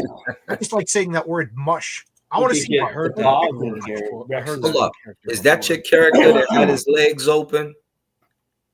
No, that's Fembat. Oh, okay, okay. Hold on. We'll get the Is fan. it a Oh, man that's or a Apex woman? Count. I'm What's up, just Apex curious. I was like, hold up now. Hold on. We can all. You can back Fembat right now.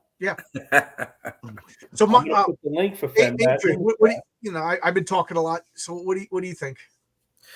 With this one, I got Swamp Thing. There's too many variables for him to win and to clobber. This is clobbering time. There's too many variables for him to clobber Man Thing with. Plus, one of the things we didn't even talk about yet, Swamp Thing has like superhuman strength. Man Thing can lift about a ton. So he could throw an automobile, maybe. Swamp Thing is, he can move buildings, and he's his strength level is so much stronger. Man Thing would have to hide and kind of, pick his spots to see what worked against him. But he's not about that because he doesn't have that intellect. Right, he's not going to plan. He's a creature of the moment, Right.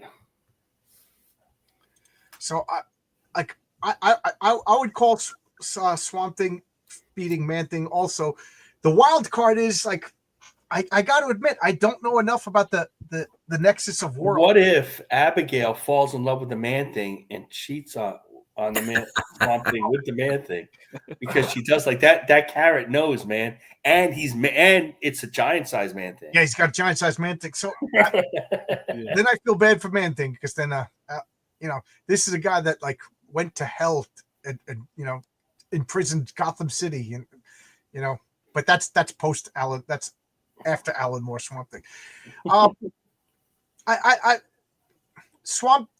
Swamp Thing. If you read when he fought Anton Arcane, he was very tricky. He was very clever because Anton Arcane was smarter than him, and then Anton made that abomination body where he was stronger than the Swamp Thing, and Alex, being Swamp Thing, still figured out a ways to beat him. So he's clever. He's got tactics. He's intelligent. And I just don't see how Man Thing would pull off a victory. The wild card being that empathic burning power. Would Swamp Thing be afraid of Man Thing? No. I don't know. Now he's immune to other diseases. Right. Because of his spiritual ability. So he couldn't be poisoned or anything. But with the type of power that Swamp Thing has, does Man Thing stand a chance just because he can't be poisoned? And he's really just the muck of the vegetation. Well, so fist, bullets, and knives, energy blasts don't really affect him. Fire would affect them both. Yeah. They're basically the same. Fire is his biggest thing. They're basically the same powers. It's they have the same original origin, basically. But here's a distinct question. Same origin, yeah. They were created at the same time, and the books were put within weeks of each other. Now, here's a point we didn't look at. Man Thing got incinerated by a celestial and healed himself. Oh. Yeah, but he still lost the fight. Yeah. So if he can Tony regenerate from such a situation, yeah, they both can. Unless you one of them freeze are him. killing each other. We're just talking a fight. Swamp Thing can't kill Man Thing can't kill. Ted Salas was trying to recreate the Captain America serum. He was no dummy. Right, No. but Man Thing doesn't have any Ted Salas intelligence. No, he doesn't. No, Yeah, that's he lost true. it. But if Swamp Thing can whip up a chemical that can freeze Man Thing, I think, Swamp Thing would easily win. Yeah, but he it's not like he's a gadgeteer either. You know what I mean? Like Man Thing really doesn't do anything until he's forced to. Yeah, he you learns have to and really reacts. bring it out of him. Let's He's ask not this a question. protagonist in his own story. He's an observer and he can finish the story, but he has to be brought in by the other characters. Is there any way that man thing can win the fight? Unless he evolves. Well, that's just it. That he changes into something that's not Man Thing. Break it down. Break it down. Says break down your. What about the glob? Break it down. The heap was later revealed to be. Yeah, they threw the heap in when they drew all of the. They actually put Swamp Thing in, Man Thing in too. They in the background. If you look, one of the Parliament of the Trees was Man Thing. One of them was the heap. You know, and I think the heap is public domain, so they can't get in any trouble for that. Oh yeah, that's why Airboy, they were able to do Airboy. That's public domain. But I'm. What do you think? I'm calling Swamp Thing on this one. What do you think, Adrian? I think Swamp Thing too, fellas. I can't. Yeah. What about you, Marcus? I think Swamp Thing. When I was reminded of his powers, and how powerful he really got. The Alan Moore Swamp Thing.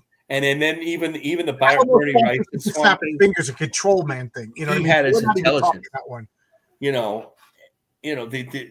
It's like Aaron Lepresti's Garbage Man is like a cross between the Man Thing and the Swamp Thing. It's like he's like the toxic Swamp Thing. Toxic Avenger. Where he can think, but he can't talk. Yeah. But he can think his way out of anything, and he's smart. So, Luna, what do you think?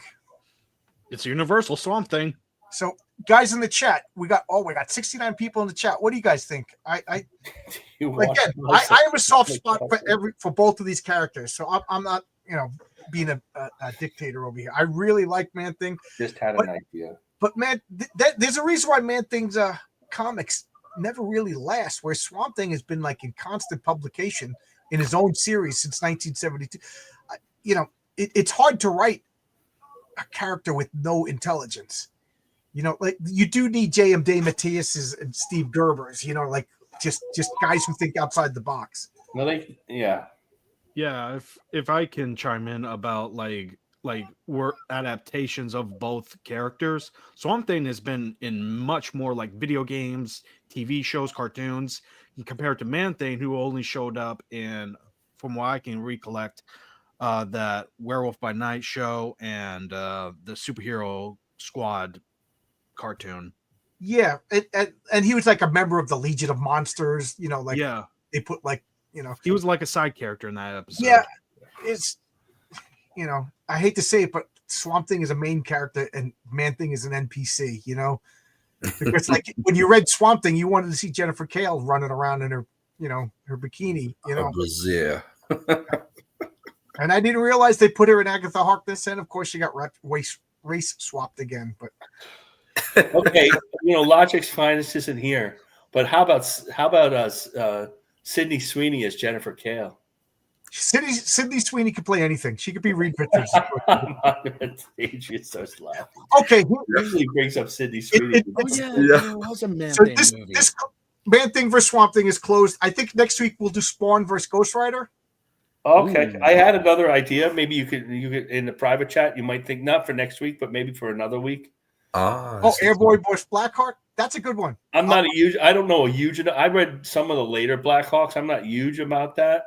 I know that Will Eisner regrets creating Blackhawk because he can't believe he created such a fascistic character. But next week we'll do Spawn. We'll do Spawn versus Ghost Rider. Spawn versus Ghost Rider. Okay. I've just replied. But anyway, here's another. It's clobbering time. This will be a mini addendum. Boobs versus butt. Ready? In honor of 69 people watching this, boobs versus butt. What do you think? Boob. I like both. I like a well-rounded woman. I draw both. I think the reason why I saw a video where people were talking politics, and one of the guys says, boobs are back in fashion. He goes, for the past 10 years or so, it's been butts. And the other guy said, that's because it has control. He said, because they were talking a little bit more graphic than I am. He goes, but butts are more left-wing and boobs are right-wing. And then, the other guy goes, feet are libertarian. And I started cracking up at that. Stupid. I was thinking about that for the past couple of days. And I don't know. I mean, I'm thinking about that. With it kind of makes sense. I don't know. I I go like with a Swamp. I think it has more to do with how about skinny and heavy. Like for example, like the Zoptic Marilyn Monroe was big when Kennedy, and all those characters, and they were all heavier and they had big chests. And then when the hippies were, it was Twiggy like this big. Yeah. For a long time through the there was the heroin chic of the late 70s and early 80s. Through the 80s, that heroin chic in New York. Yep. And then they, got, yeah, I guess, yeah. Interesting. I like Iraq. I can't lie to you. I think Iraq most people is- who read comics like Iraq, right? Yeah. Yeah. And that's why you think about artists. Artists are telling you they like racks because they don't always draw big behind, but they always give you boobs True. Yeah. to fascinate your mind. And this was important, especially during the fantasy and the fantasy lore, where you have your barbarians, your mystics, and all the women were vivacious up top, even if the bottom dropped. Unless So, you were Frank Frazetta. yeah. Oh, Frazetta was magnificent. Byron. If you're drawing comics, you're drawing, let's say the 70s and 80s, like the Buscemi's and all, and Jim Aparo, just even the regular artists, they always had the girl had the small waist and the big hips and the big chest, but they didn't go out of their way until the 90s to show the butt. Like old time artists didn't really show the butt. So we're all older, so we always saw the chest, and it didn't matter if they had cleavage or not. That costume was tight, it was. So now the 90s kids that are all, they twisted those girls around, when they wore thongs. They didn't wear thongs back in the day. That wasn't a big thing.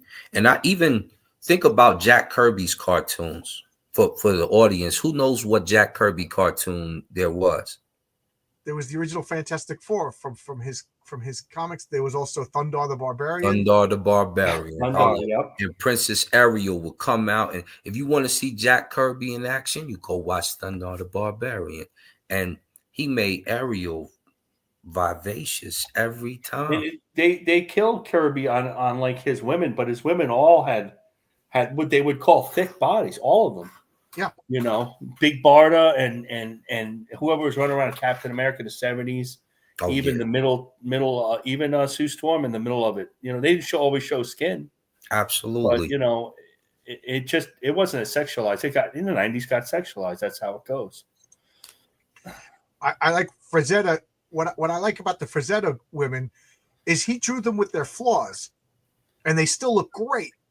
Like there's one with this queen. She just has a cape on, and she's basically naked, and you can see she kind of has a belly. Oh yeah, he drew all that stuff. And she has like thighs that are not like super muscular, but man, but curvy. That's because if you draw, and this used to be when I went to the Art Students League, and when you draw a woman, if the woman had little more heaviness on her, there was more to draw. You could do the shadows and then get the chalk and do all that stuff. The thin ones didn't have all that to draw. The muscle ones, like this was the teacher said that. And so he always appreciated, especially a long 45-minute drawing, and you're doing chalk and you're doing different shadows. Like Gene Colan did all those shadows. You're doing that on that. Mm-hmm. I even like Billy Graham. Now, Billy Graham would draw booty in the Luke Cage. I remember Billy Graham. Yeah. Yeah. Well, he died far too young, huh? Yeah, man. He was good. He did Black Panther and Luke Cage. I got to bring this up. Somebody just messaged me on Twitter. Keep talking while I find this. Oh, yeah. And they said, George, RRTNZ, yes. The old John Byrne drew really great women. Like the X-Men John Byrne through the 90s. But John Byrne today, his women, not as good. He's still good, but he's not quite as good. Oh, no. What the hell, Abby? Why are you leaving me for this guy? 3 words. Giant-sized man thing. Look at that nose he drew on him, too. Frank chose it's the trunk in the front. And it ties in with our comments. Frank Cho draws, I think, is one of the best as far as he's one of the best at making beautiful women. But I post the romance covers, and nobody drew prettier women than John Romita Sr. Yeah, Senior was awesome. Unbelievable women. I mean, just the faces. Forget the rest of it. It's You Steve. just, Ditko it's hard to drew, draw. It's hard to even copy. Steve. Every woman that Steve Ditko drew looked like Seinfeld's father in a wig. Yeah, he wasn't. If he tried, he wasn't bad. But there's a guy who drew women. I'm going to post these eventually. Matt Baker. You ever hear of Matt Baker? Matt Baker was real good. Matt Baker is the first. I may be the first African American artist, so we don't really know. And he died when he was like about 50. He worked for everybody, and he did the Phantom Girl cover, the famous one. He also did the first graphic novel. It's called It Rhymes with. That's right. It Rhymes with Rust. In the 50s, he really did that graphic novel, and he could draw. Some of his stuff he looks drew as beautiful. good as Kyle Baker it's beautiful. was also good. I went to school with Kyle Baker. Get out of here. Yeah, I knew him well a little bit. He was snotty. He was really into himself, but I did hang out with him a little bit. That's crazy. I forgot what I was going to say, but that's right, because you went to the drawing school. You were there with everybody. I'm about the same age. His best friend in school, we used to hang out. I used to hang out with his best friend. I had superhero artists, and I had New Yorker style artists. That guy, Joe Dater, became like an award-winning artist a cartoonist for the New Yorker. But he was one of Baker's friends. They lived in the same building. So one thing we could rule out then, if my political theory, if what these two guys are saying that Boobs is right wing, Butt is left wing, and Foot is libertarian, so we at least know that Rob Liefeld is not a libertarian. Right. Well, Rob loves a great chest. You can see it on Captain America. Shout out to my man Rob. Rob's really defensive too. He is. Rob is cool though. Yeah, like I said, I grew to like him. I still don't like his art style, and I don't like his characters, but I like him. Let me tell you, because, and we all know who were buying comics in the 90s.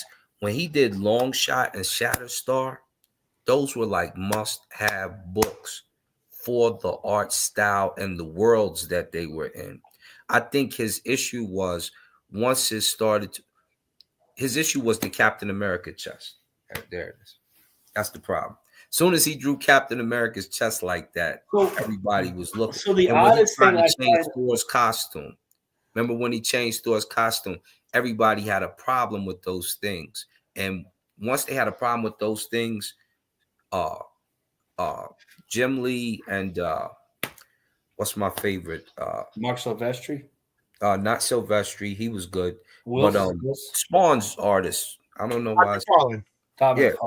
I'm glad I'm not the only person who gets brain farts live on the air. So, and you know, I've been hit a lot from the boxing and fighting. So, you used to box? Yeah, we did the MMA and all that. Really? I want to talk to you about that. I have a boxing superhero character I'd like to introduce.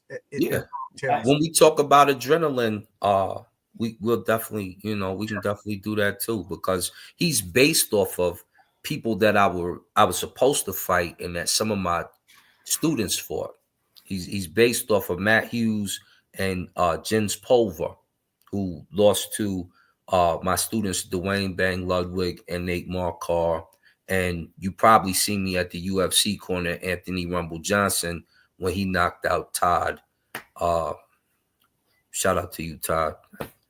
I can't remember his last name right now. I've been hit too many times. One of my friends who made the comic Marshall Strong that was on Kickstarter. That's part of it. It's in the Heroic Tales universe, and when he's done with his obligation, I'm thinking about folding it into my comic. But anyway, he just said, "I want to be an Ultimate Fighter," and he's a skinny guy. He's a court officer now, but like 25 years ago, he just went across the country, trained, got into a fight. I think he lost and went back, but he did it. He did it. So I got to give him props for that. We commend you when you get in that cage. So it's scary. I just want to address this super chat, RRTNZ. Quick question for everyone listening to the stream earlier. Taking a look at Dark Knight Strikes Again, some folks are starting to see it as a parody masterpiece. I hate it, but what do you think? I don't like Dark Knight, and I definitely don't like Dark Knight Strikes Again. So it's just not my cup of thing. I like Yeah. Appreciate you too, Hal, the 6480. Yeah, I like Batman. I don't buy his comics or anything anymore, but Batman was always to see a detective put on a cape and just do non-norm type things that he doesn't really have the abilities to do as a superhero. He's a human doing superhero stuff with gadgets. He was like the ultimate James Bond for me. So, Dark Knight is good. Dark Knight is I not like bad. Dark Knight as Elseworld story.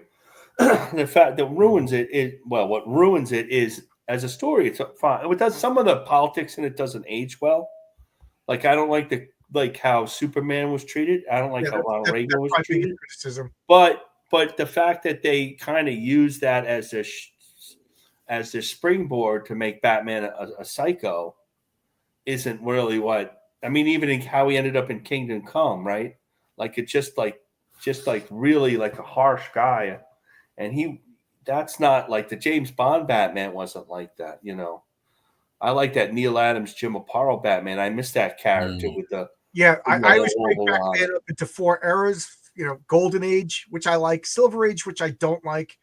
The and then I call it the Batman, the Detective Batman, and then the Bat God. The Bat God. And then it's not perfect. The issue with Batman's around the middle of the 70s. And when I was a kid, we were buying all the comics to Batman comics, some Batman comics. They weren't that good. Stories weren't that good. Julius Schwartz brought up a guy from the 40s to write them, and they were just comics. And detective comics, and particularly a couple of times on the cutting block. Well, then that's why it became Batman Family. Right. Yeah.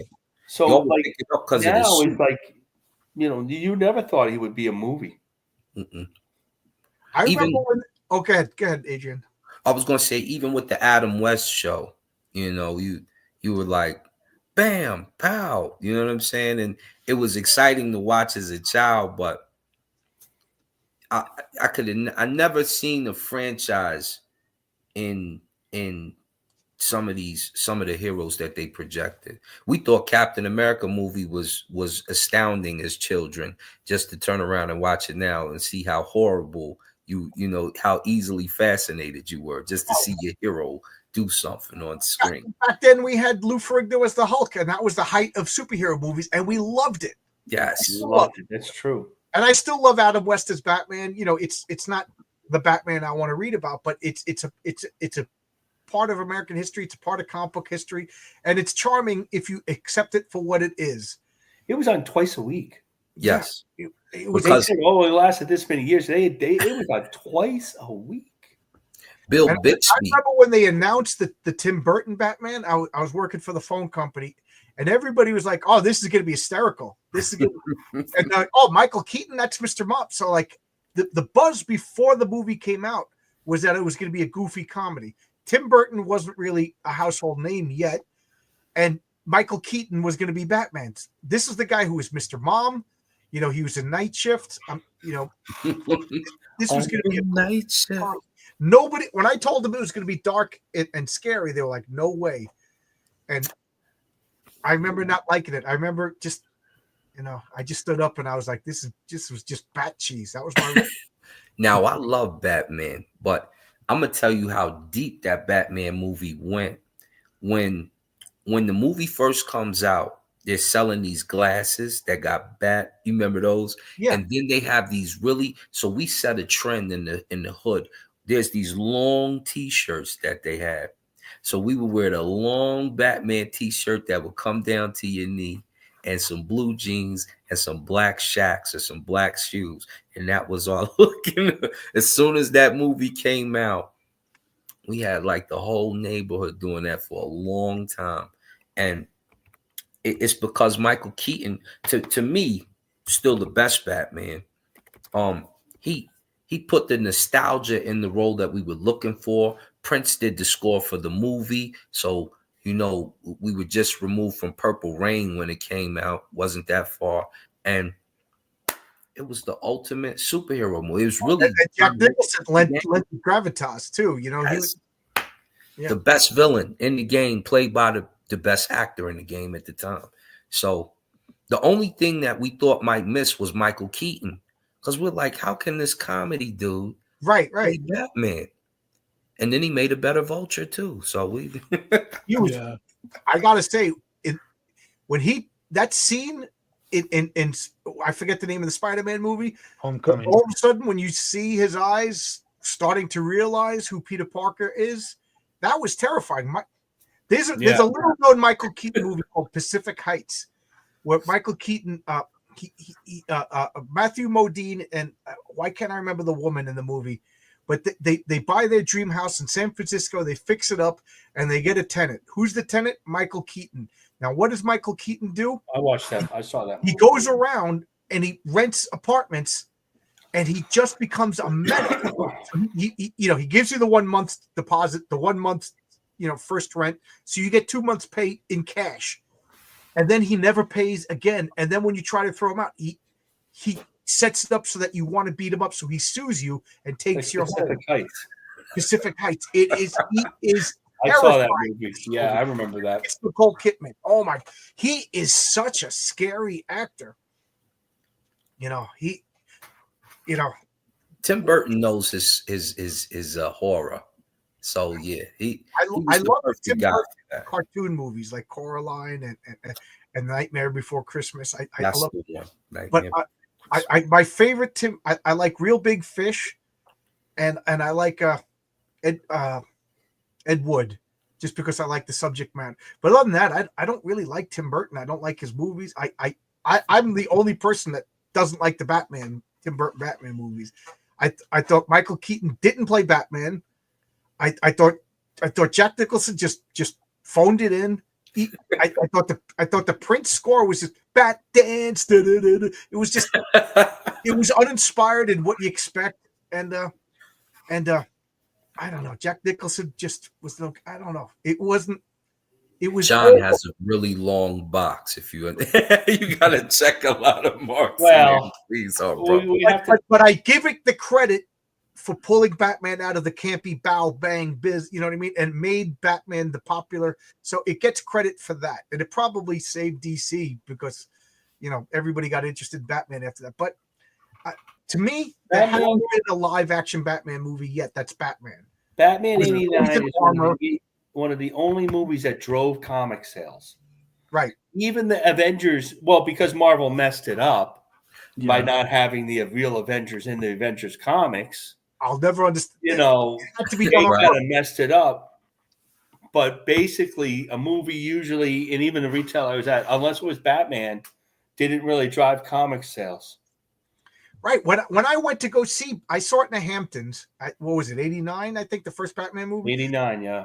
I saw it in the Hamptons. Me and my friends were living in a house, and I was working at a gas stations overnight. It was like my first home away from, what I mean? I moved out for the summer, and it was just, let's pick up chicks, let's drink beer, and party in the Hamptons. And we went to the movie theater, and there was a spinner rack full of comic books, and there was glasses, and there was toys that you could buy. Yeah. And the Avengers, you went into the movie theater, there was popcorn and candy. Where were the movie theater didn't want the comics. What's that? It's not just Marvel's fault. The movie theater did not want the comics.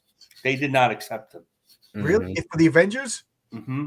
Really? They don't want to take up the space. It's not worth it. But they made Sam Wilson was the Falcon.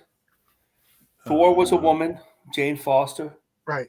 Who else? Oh, they got rid of Tony Stark and Iron Man was a teenage girl who was a criminal.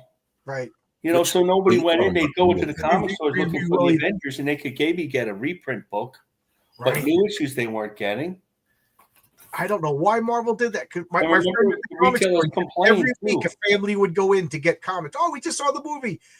That's not Steve Rogers' Captain America. And the retailers complained too, and they were called racist. So, right, yeah. Tony Grigo says, "I love the Nolan trilogy because you got a complete character arc. Plus, I love the fact that they gave him a happy ending, something that the comic book version sadly will never get." I remember watching the first one, Christian Bale becoming Batman. I was so into it. And then when he put on the Batman costume, I was like, oh, like it took me out of it. It was like so realistic, everything. Like, but it was, I liked it. Again, he was wearing armor. Batman doesn't just get shot in the chest and absorb bullets. I like detective. I want to see a Batman who stops muggings. you Well, know, they say that last one, the Batman, is Yeah. more the closest detective. I didn't see it. yeah, It's the I would closest. say that is the closest to what I want out of a Batman movie. But even, Listen, they treat Batman better than they treat Superman. So The last one was pretty good. It was okay in And my opinion. yeah, it wasn't the greatest. Like the Riddler was kind of cheesy, but the ambiance of Gotham itself, like the gang the Gotham was war that was happening, was more interesting than the Batman dynamic in the movie. To The be honest, designs and the Gotham was more interesting than what was going on in the that was story. the best Gotham City because That's why the Nolan Gotham City was like Toronto. yeah, You know what I mean? It was too shiny and pretty. You know what I mean? But the Gotham City in I'm just going to call it the Twilight one because I can't remember that actor's name. The Twilight Batman. That was a scary, oppressive Gotham City. Like even when they showed like where the rich criminals lived, there was still like a subway overpass. You know, and you know it just looked you couldn't escape. You know this I don't know like hellhole. right. architecture. You know. Gotham is alive, and that movie, even though Batman to me wasn't that great, the whole like the story with the gangster that you known from Batman Forever and the daughter, which is possibly his, and that dynamic was made the movie. It made the movie, and Batman just being a part of it was good enough. And that's why the Riddler didn't have such a downing, because if you focus on how they made the Riddler, you'd be pissed off. I was. See, Luna, no, he like, I'm a huge Riddler fan, and yet I will say I like this version of the Riddler more than Jim Carrey's. I know people love it, but he was just too goofy for me. He was just too goofy and silly. I saw was that like, Jim Carrey. You can movie. make Riddler work. I don't know. Riddler is a tough character to work with. If you have to be smart. I was going to say, you have to be by the very grace of smart. the Celestials, if they just said, John, you're going to be writing Batman, I'm like, well, you know, you're never going to have a Riddler story while I'm writing Batman. I'm not smart enough to write a good Riddler story. I don't even think Chuck liked to do Riddler stories. He said he kept them. He did one or two, but he said it was tough because the Riddler is it complex, difficult. You got to make a mystery story. You can't just have make like him actually smart, right. Yeah. It's hard to write a character that's smarter than you. well, yeah. this Which is is why when the we go patriarch to is dumb. No, you need to go watch the Saw movie. Yeah. I You would need like to to go have watch the the Saw patriarch too. movie and go I should watch have the the whole Hulk beat up the complete patriarch. Saw genre, and then turn around and because the Riddler is the Joker, and the Joker is the Riddler in essence. You think you're funny and you want to hurt people behind your humor. I don't think the Riddler tries to be funny. The Riddler tries to prove how intelligent he is. And I think they lost track of the Joker trying to be funny because in modern Marvel, they're making him a scary clown. DC, yeah. But they're focusing he more always on was like evil. kind of funny, or at least The tried to. Clown Prince of Crime. yeah. And I But like that's the 50s and the 60s, and they didn't use the Riddler. Like Two-Face is a big Batman fan, but they used him a couple of times, and they didn't use him through the 50s. They didn't use him through the 60s, and then all of a sudden they started. There was big gaps between Catwoman. She didn't show up for years. But Yeah. I will say, And they didn't use Joker for years, and then Neil Adams and Danny O'Neill brought him back in the Five-Way Revenge, and then he became a scary character. was that before or after the Marshall Rogers with the fish? It's before the Marshall Rogers with the fish. It established the fish. And that was that famous scene where he put Batman in a tank with a shark. Okay. Yeah, they brought back I've seen it. the Gothic Batman, but that Batman was still a guy who could get hit in the back of the head if he wasn't watching. The Neil Adams Batman. Yeah. He had won, but he wasn't like he is now. He wasn't. If I prepare all the time, I'm going to beat everybody. Or the super athlete that went to train up in Keystone with the killers from so and so that come down and decide Gotham shouldn't live anymore. When they brought that dynamic with Ra's al Ghul and them, it gave them a new reinvented. Cool. I mean, they reinvented Batman with that story because before that, the way we know him it wasn't like that. Anybody could beat Batman up if you got the drop on him. With the Ra's al Ghul training, then all of a sudden, oh, he could be Daredevil if you compared them together because he's trained all these martial arts and blah blah blah blah. So I guess now he's a hero of a different stature. I like Batman that's the detective rather than the martial artist. Like right. And that's why the recent Batman movie, I know I'll catch hell for this, is my favorite because first off, like you said, Gotham was Gotham. Yeah. And he was solving a crime using his brain. Now, it also failed because there's a guy in body armor getting shot with machine guns in the hallway and, bullets. You know what I mean? But Batman shouldn't have gotten himself into that situation. Although I will say Batman in the games where he's a martial artist, well, he does do detective stuff, and I love the detective stuff in the games. But I do love the martial arts. I will admit. Well, in the Arkham games. John, you want this right here? Games. Yeah.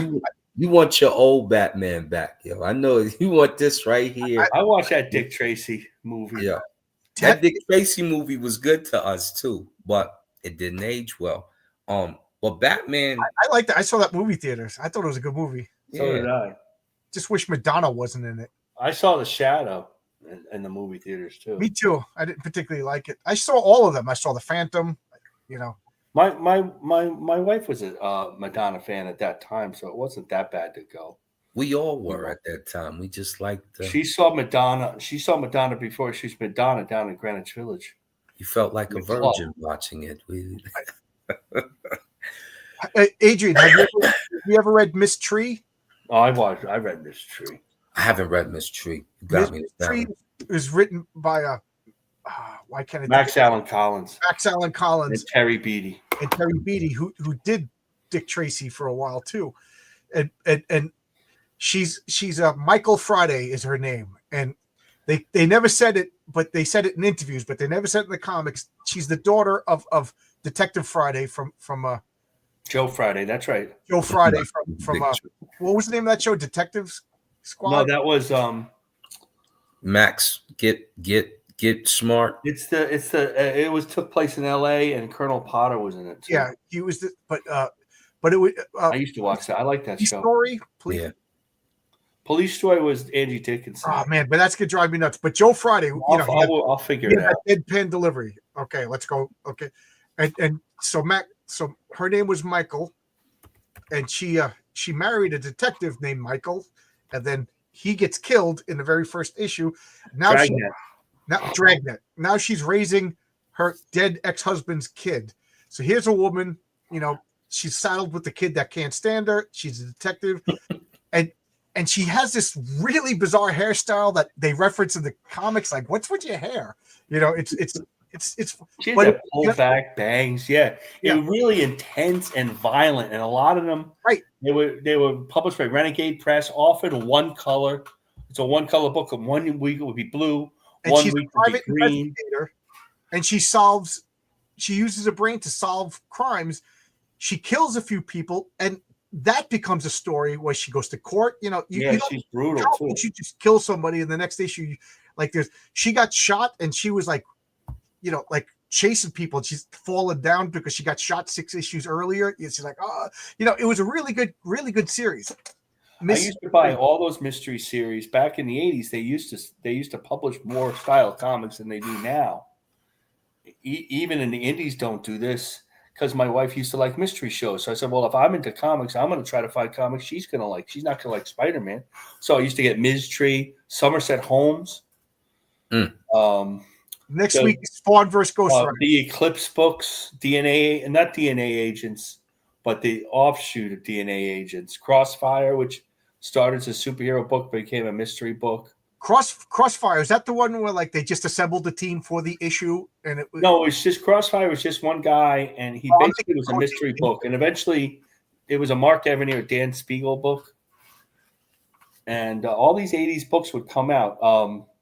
What was the one that Mike W. Barr and Alan Davis created, and Adam Hughes made his debut on it? I'm trying to remember. I'm going to look it up. If Marcus can't remember, then I definitely can't remember. I'll remember it. It's in Maze Agency. Oh, okay. Mage He Agency. loved Maze Agency. And it started Alan Davis and Mike That W. started Barr at Comic-Con. created it, and then Adam Hughes did most of the art before he went to DC. Did you ever read a comic? I think it only lasted 3 issues. Code Name Danger. Yep, I remember that. I seen it. I never picked it I up. had at least got the That's what first you're issue. talking about. It was every issue was a completely different. Like one guy was like the guy who's in charge, and they had agents all over the world. It's like, okay, so we got to do this. I need a superhero. I need a safe cracker. I remember that. It was a Rich Buckler who did some Every work. issue was a completely. And it was funny because one guy's like, I'm Captain Energy. And then like, I want to look this up. I remember Rich Buckler, Paul Smith did work for that. yeah, it It only had big names. I think George Perez did George it. Perez did too. Yeah, I think that was that guy who was doing the Thunder Ages at that time, so it fell apart. Yeah. That was a good comic. It Hey, was a good comic. I'm looking at the I don't take Rich oh, Buckler. wait a minute. Yeah, You're in my age group. Yeah. What's a rare comic that like you are the fan of that whenever you bring it up, people look at you like, what are you talking about? Kyle Baker did work on this. I remember that. This one right here from New Comics Group, Lodestone, yeah. Young Master. I never heard of this. Is this Young new? Master. This book is so good. So good. This is What year did this come out? what year is this? This is like when Super Boxers and all that is dropping too. Oh, I remember Super Box. I still have Super Boxers. Yeah. Was that part of the new universe? No, no. that was a Super graphic Boxers novel. was that independent novel. Remember they had them spikes on their gloves. This is 88, and this is a black and white. This is from the black and white explosion. What company is that? This is New Comics Group. So the story with this guy is, and it happens right in the first issue. His father is the bodyguard and the hitman for the emperor. The emperor is looking at another dynasty that's coming up and says, get rid of their daughter because we need her kidnapped and murdered. The way that he becomes the new young master and takes over for his father is his uncles who've trained him all his life and his father who's trained him all his life try to kill him.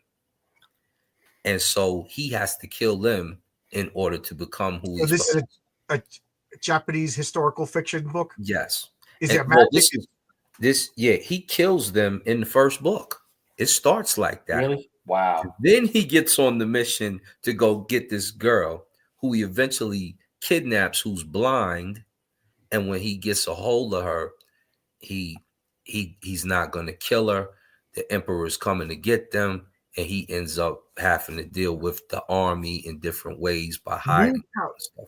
Excellent book. I think New Comics also did the Justice Machine, and if I remember correctly, they were like magazine sized, right? Yes. Yeah, I remember New. They didn't last too long. I think all of their comics had like 3 issues. They messed up and did that comic book Gripper, which was like a Wolverine whip-off or something like that. Wow. And what happened in the 80s?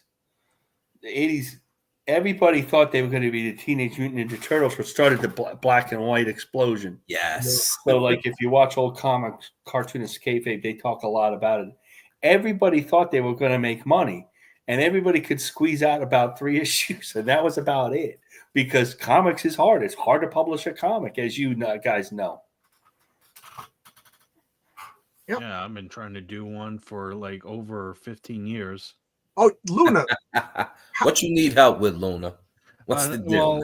Well, it's just that I need an artist that I can trust. Like I can there you find go. any Joe I got Blow. plenty that'll work for you. Let me know. Oh, thank you. There you go. Well, You see, I friends helping See that friends. guy right there in the upper right What corner? kind of comic are you doing? He's another one. Marcus? I liked your story, Adrian. Marcus is awesome.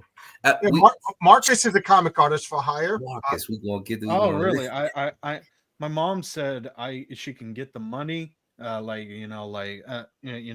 She just tells me, yeah, I can get the money as long as you can find someone, and then yeah. Let me give you a bit of advice. Don't pay them in advance.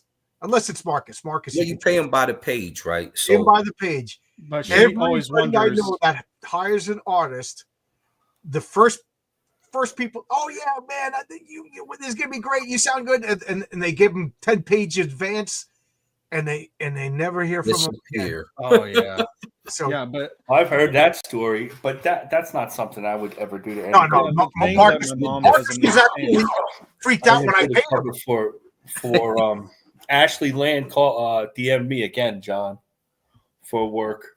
Oh, good, Marcus. If, like I said, This is why I'm nice to John. Well, if I said this before, and I totally mean if Eddie is Doomed does well, I think Eddie is doomed. I was looking at Oscar's art on that he printed. Eddie is Doomed is a really unique idea. I think that can be maybe a smaller series. Maybe it'll be more popular in a way. I think that's a really good idea. Thank you. At first, I was like, yeah, and now I'm looking at it. I love that cover. It came out great. The idea of the loser comic guy. I mean, that's a really good idea.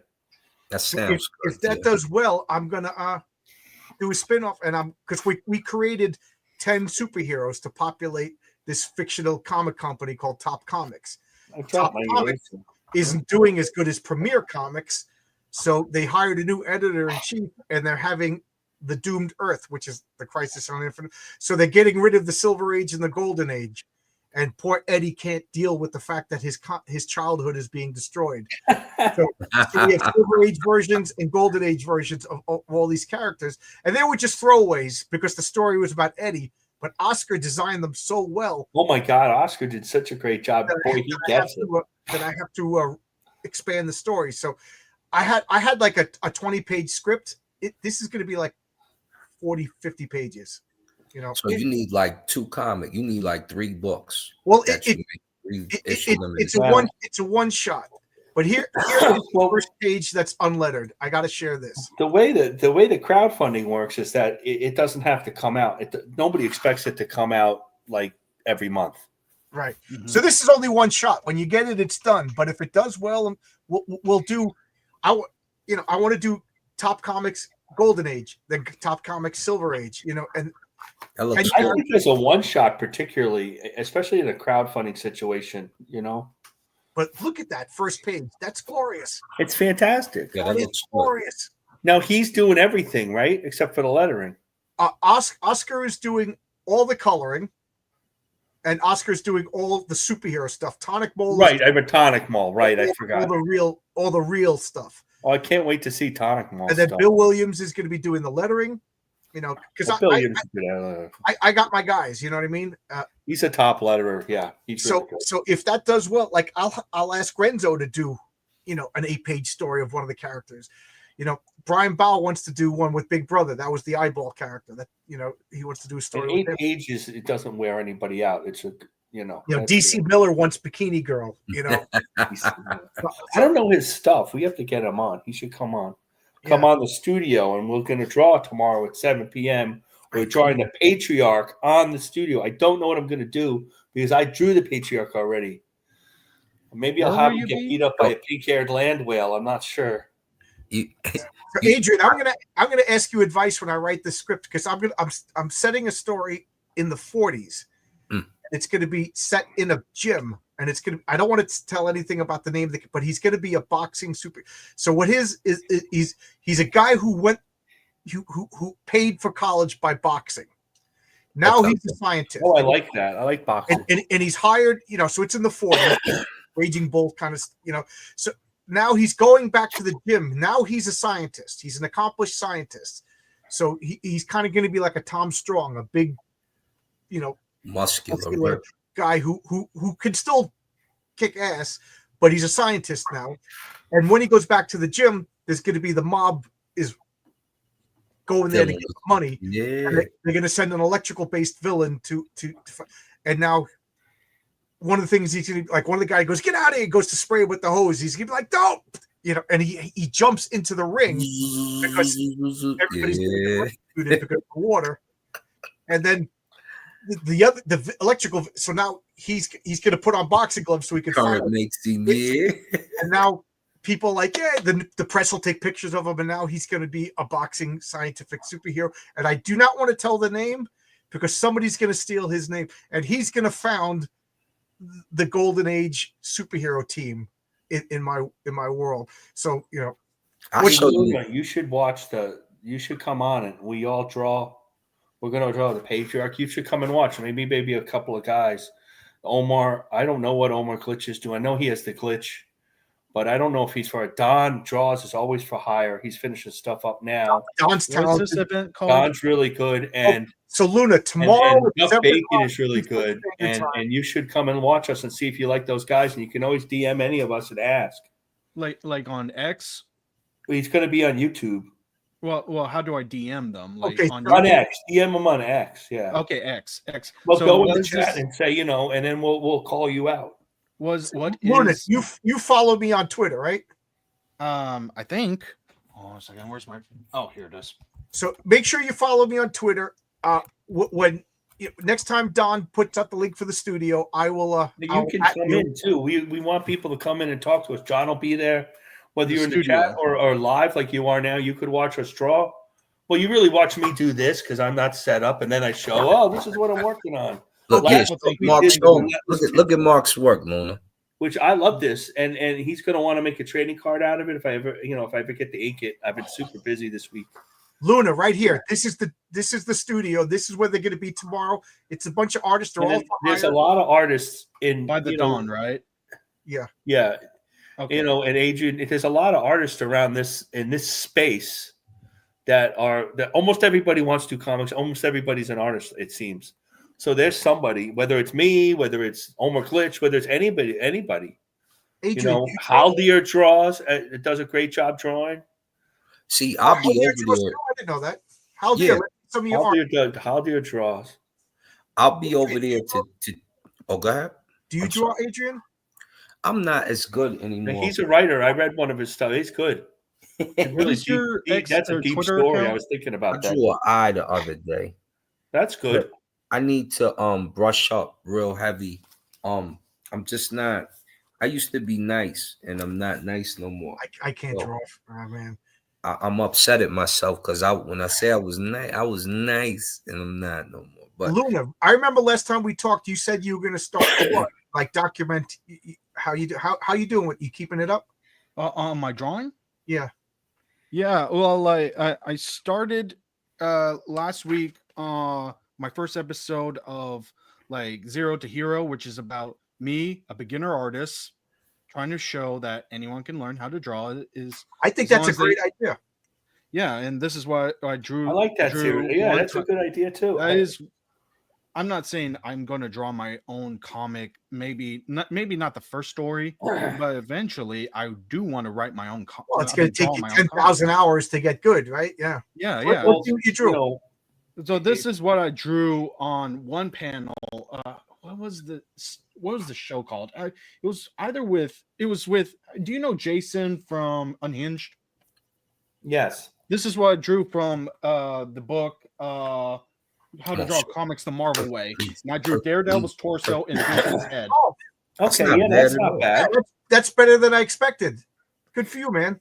That's better than I could draw. So the key to drawing is not just following how to draw comics from Marvel and getting how to draw that figure there. The key, if you're old enough, is like I used to teach kids how to draw back in the day. So like I've been through stuff where I have to relearn how to draw all the time. I'm drawing a lot now for somebody who's working all the time. Like you'd love to do it every day. It's really good for my mental health. Forget all the money. But what you want to do is draw from life first. I think what's missing in this space, in our comic space, in the CG space or non-CG space, the smaller character creators, there's not enough life drawing. There's not enough naturalness in the figures. It's all the image, and they're all cool. It's super cool stuff, but they're not moving naturally. The women look like they have breast boob jobs. And so what you want to do is draw from life. Draw somebody sitting going on the bus, draw your mom. If you take life drawing, but that involves nudes, whether you're allowed to do that or not, if they still do that. I used to take a lot of life drawing, and I still could use more. I mean, I'm no expert. You're always learning anatomy. And that's how you kind of do it. You take something like How to Draw Comics from Moment, and you get that basis, the stick figure, the build up with cylinders, and then don't complicate the muscles yet, because that's the hardest thing to do. Get the basic shapes in first. I used to teach the kids how to draw faces first, because almost every kid, I'd have one at the art store. I'd have like 10 kids. Everybody can draw a face. Everybody has an idea of a face. Everybody can, because they all play with it. The bodies are the hardest part. So, follow that book. Then it's not a joke. I know it's old-fashioned stuff, but all those guys, all the image guys had that book. Yeah. They just blew it up and did something else with it. They're all our age or older. I mean, that's the oddest thing. Those guys are 58, 59, 60. Todd McFarlane's 62. But he drew the way he drew. He didn't want to draw like John Buscema. I want to draw like John Buscema. So, take your time. Don't get frustrated, They say they hit 10,000 bad drawings before you have a good one. Yeah. Yeah, I'm becoming more and more patient with my drawing. Like I used to be afraid to draw because my handwriting sucked, because my hand-eye coordination sucked, because my hands would get shaky every time I held a pencil, and it wasn't until like 20 years old I came over some sort of mental phase in my life, and I was like, I'm going to learn how to draw. Whether I do it for my comic or not, I want to learn how to draw, because I like the idea of creating something visually. And and it fascinated me, and I learn how to draw. I would get frustrated. I took some drawing classes, waste of time. The teachers didn't have a spine to give me criticism. So I don't know. Like I learned better from books and YouTube channels, And well, that's what's out there now. And that's why I started from Zero to Heroes, so that I can ask any artist that was willing to watch my show, can actually give me feedback, or this is also a reason why I joined some other comic gig channels, is so that, hey, I want to draw on your guys' channel. I need feedback. And they say, well, for someone who's new to drawing, that's pretty good. Yeah, you're not bad at all. And me, because I've aspired to, I always wanted to be like the Frazettas, the Boris Vallejos, the Chris Achilleos, the guys who draw the sword and fantasy stuff. Because their stuff to me always stood out, and it made the realism meet the cartoon in a way that the pictures are etched in your mind. You see a Conan, or you see a Den, or you see what's her name flying on the bird from Heavy Metal. Yeah, that stuff you'll never forget that type of stuff. Where the stuff I'm seeing today, unless you're John Finch or somebody, that David Finch, I'm really not into you like that. Even my man, my man from the Blurred Cave, Ernie, he's drawing right now. I'm watching him occasionally when he puts his book up. It looks good, but I've aspired. Those are the Disney method. He has like the Disney method, which is still fly and it looks good. But the old school artists, to me, still, if you see one of those old Conan black and whites, you gotta have it. You gotta have it. Or if you see this like this, you gotta see what's going on. Like, yo, this samurai is the real deal, right? What's up? So, you mind if I share my screen? Good. Go ahead. Like a lot of the stuff that we're bringing now. Let me put entire screen. Boom. Click share. Yeah, because I'm going to close this down soon. I'm getting sleepy, so. I know you are. Well, you know what? You stay up till 5 a.m. What's up with that? Like we got Glister the Diamond Girl here. And, nice. These are just some of the beginning portions, things on the figure. The action. Go back to that guy. Who was that guy? That was cool. Him? You got to buy the book to find out. No, you watch when we talk about the books on your show, when we do it, these are some of the characters that are here. You're watching this whole clique. and you see it from. I'm gonna take you from the black and white to the color. That looks good. I like that. Nice color. What's the name of your comic again? This one here is called Glister the Diamond Girl. We go over here. I agree, Oscar. That was fun. Whatever Yeah. you want, you let me know. We'll continue the art classes. That was fun. Yeah, Luna, if they do that, watch those art classes. Yeah. This is adrenaline. I like adrenaline. Yeah, I like that. Ooh. Nice costume. I love that helmet. Yeah. I love the open with the hair, the open mask. Or you like Cyclops with the hair sticking out? I like this. Well, I created a character with the hair sticking. I love that stuff. That old Goliath costume that Hawkeye wore. Makes sense. Having your hair inside there, it's probably sweaty. I like it. I love that old the angel costume. That angel costume that he had.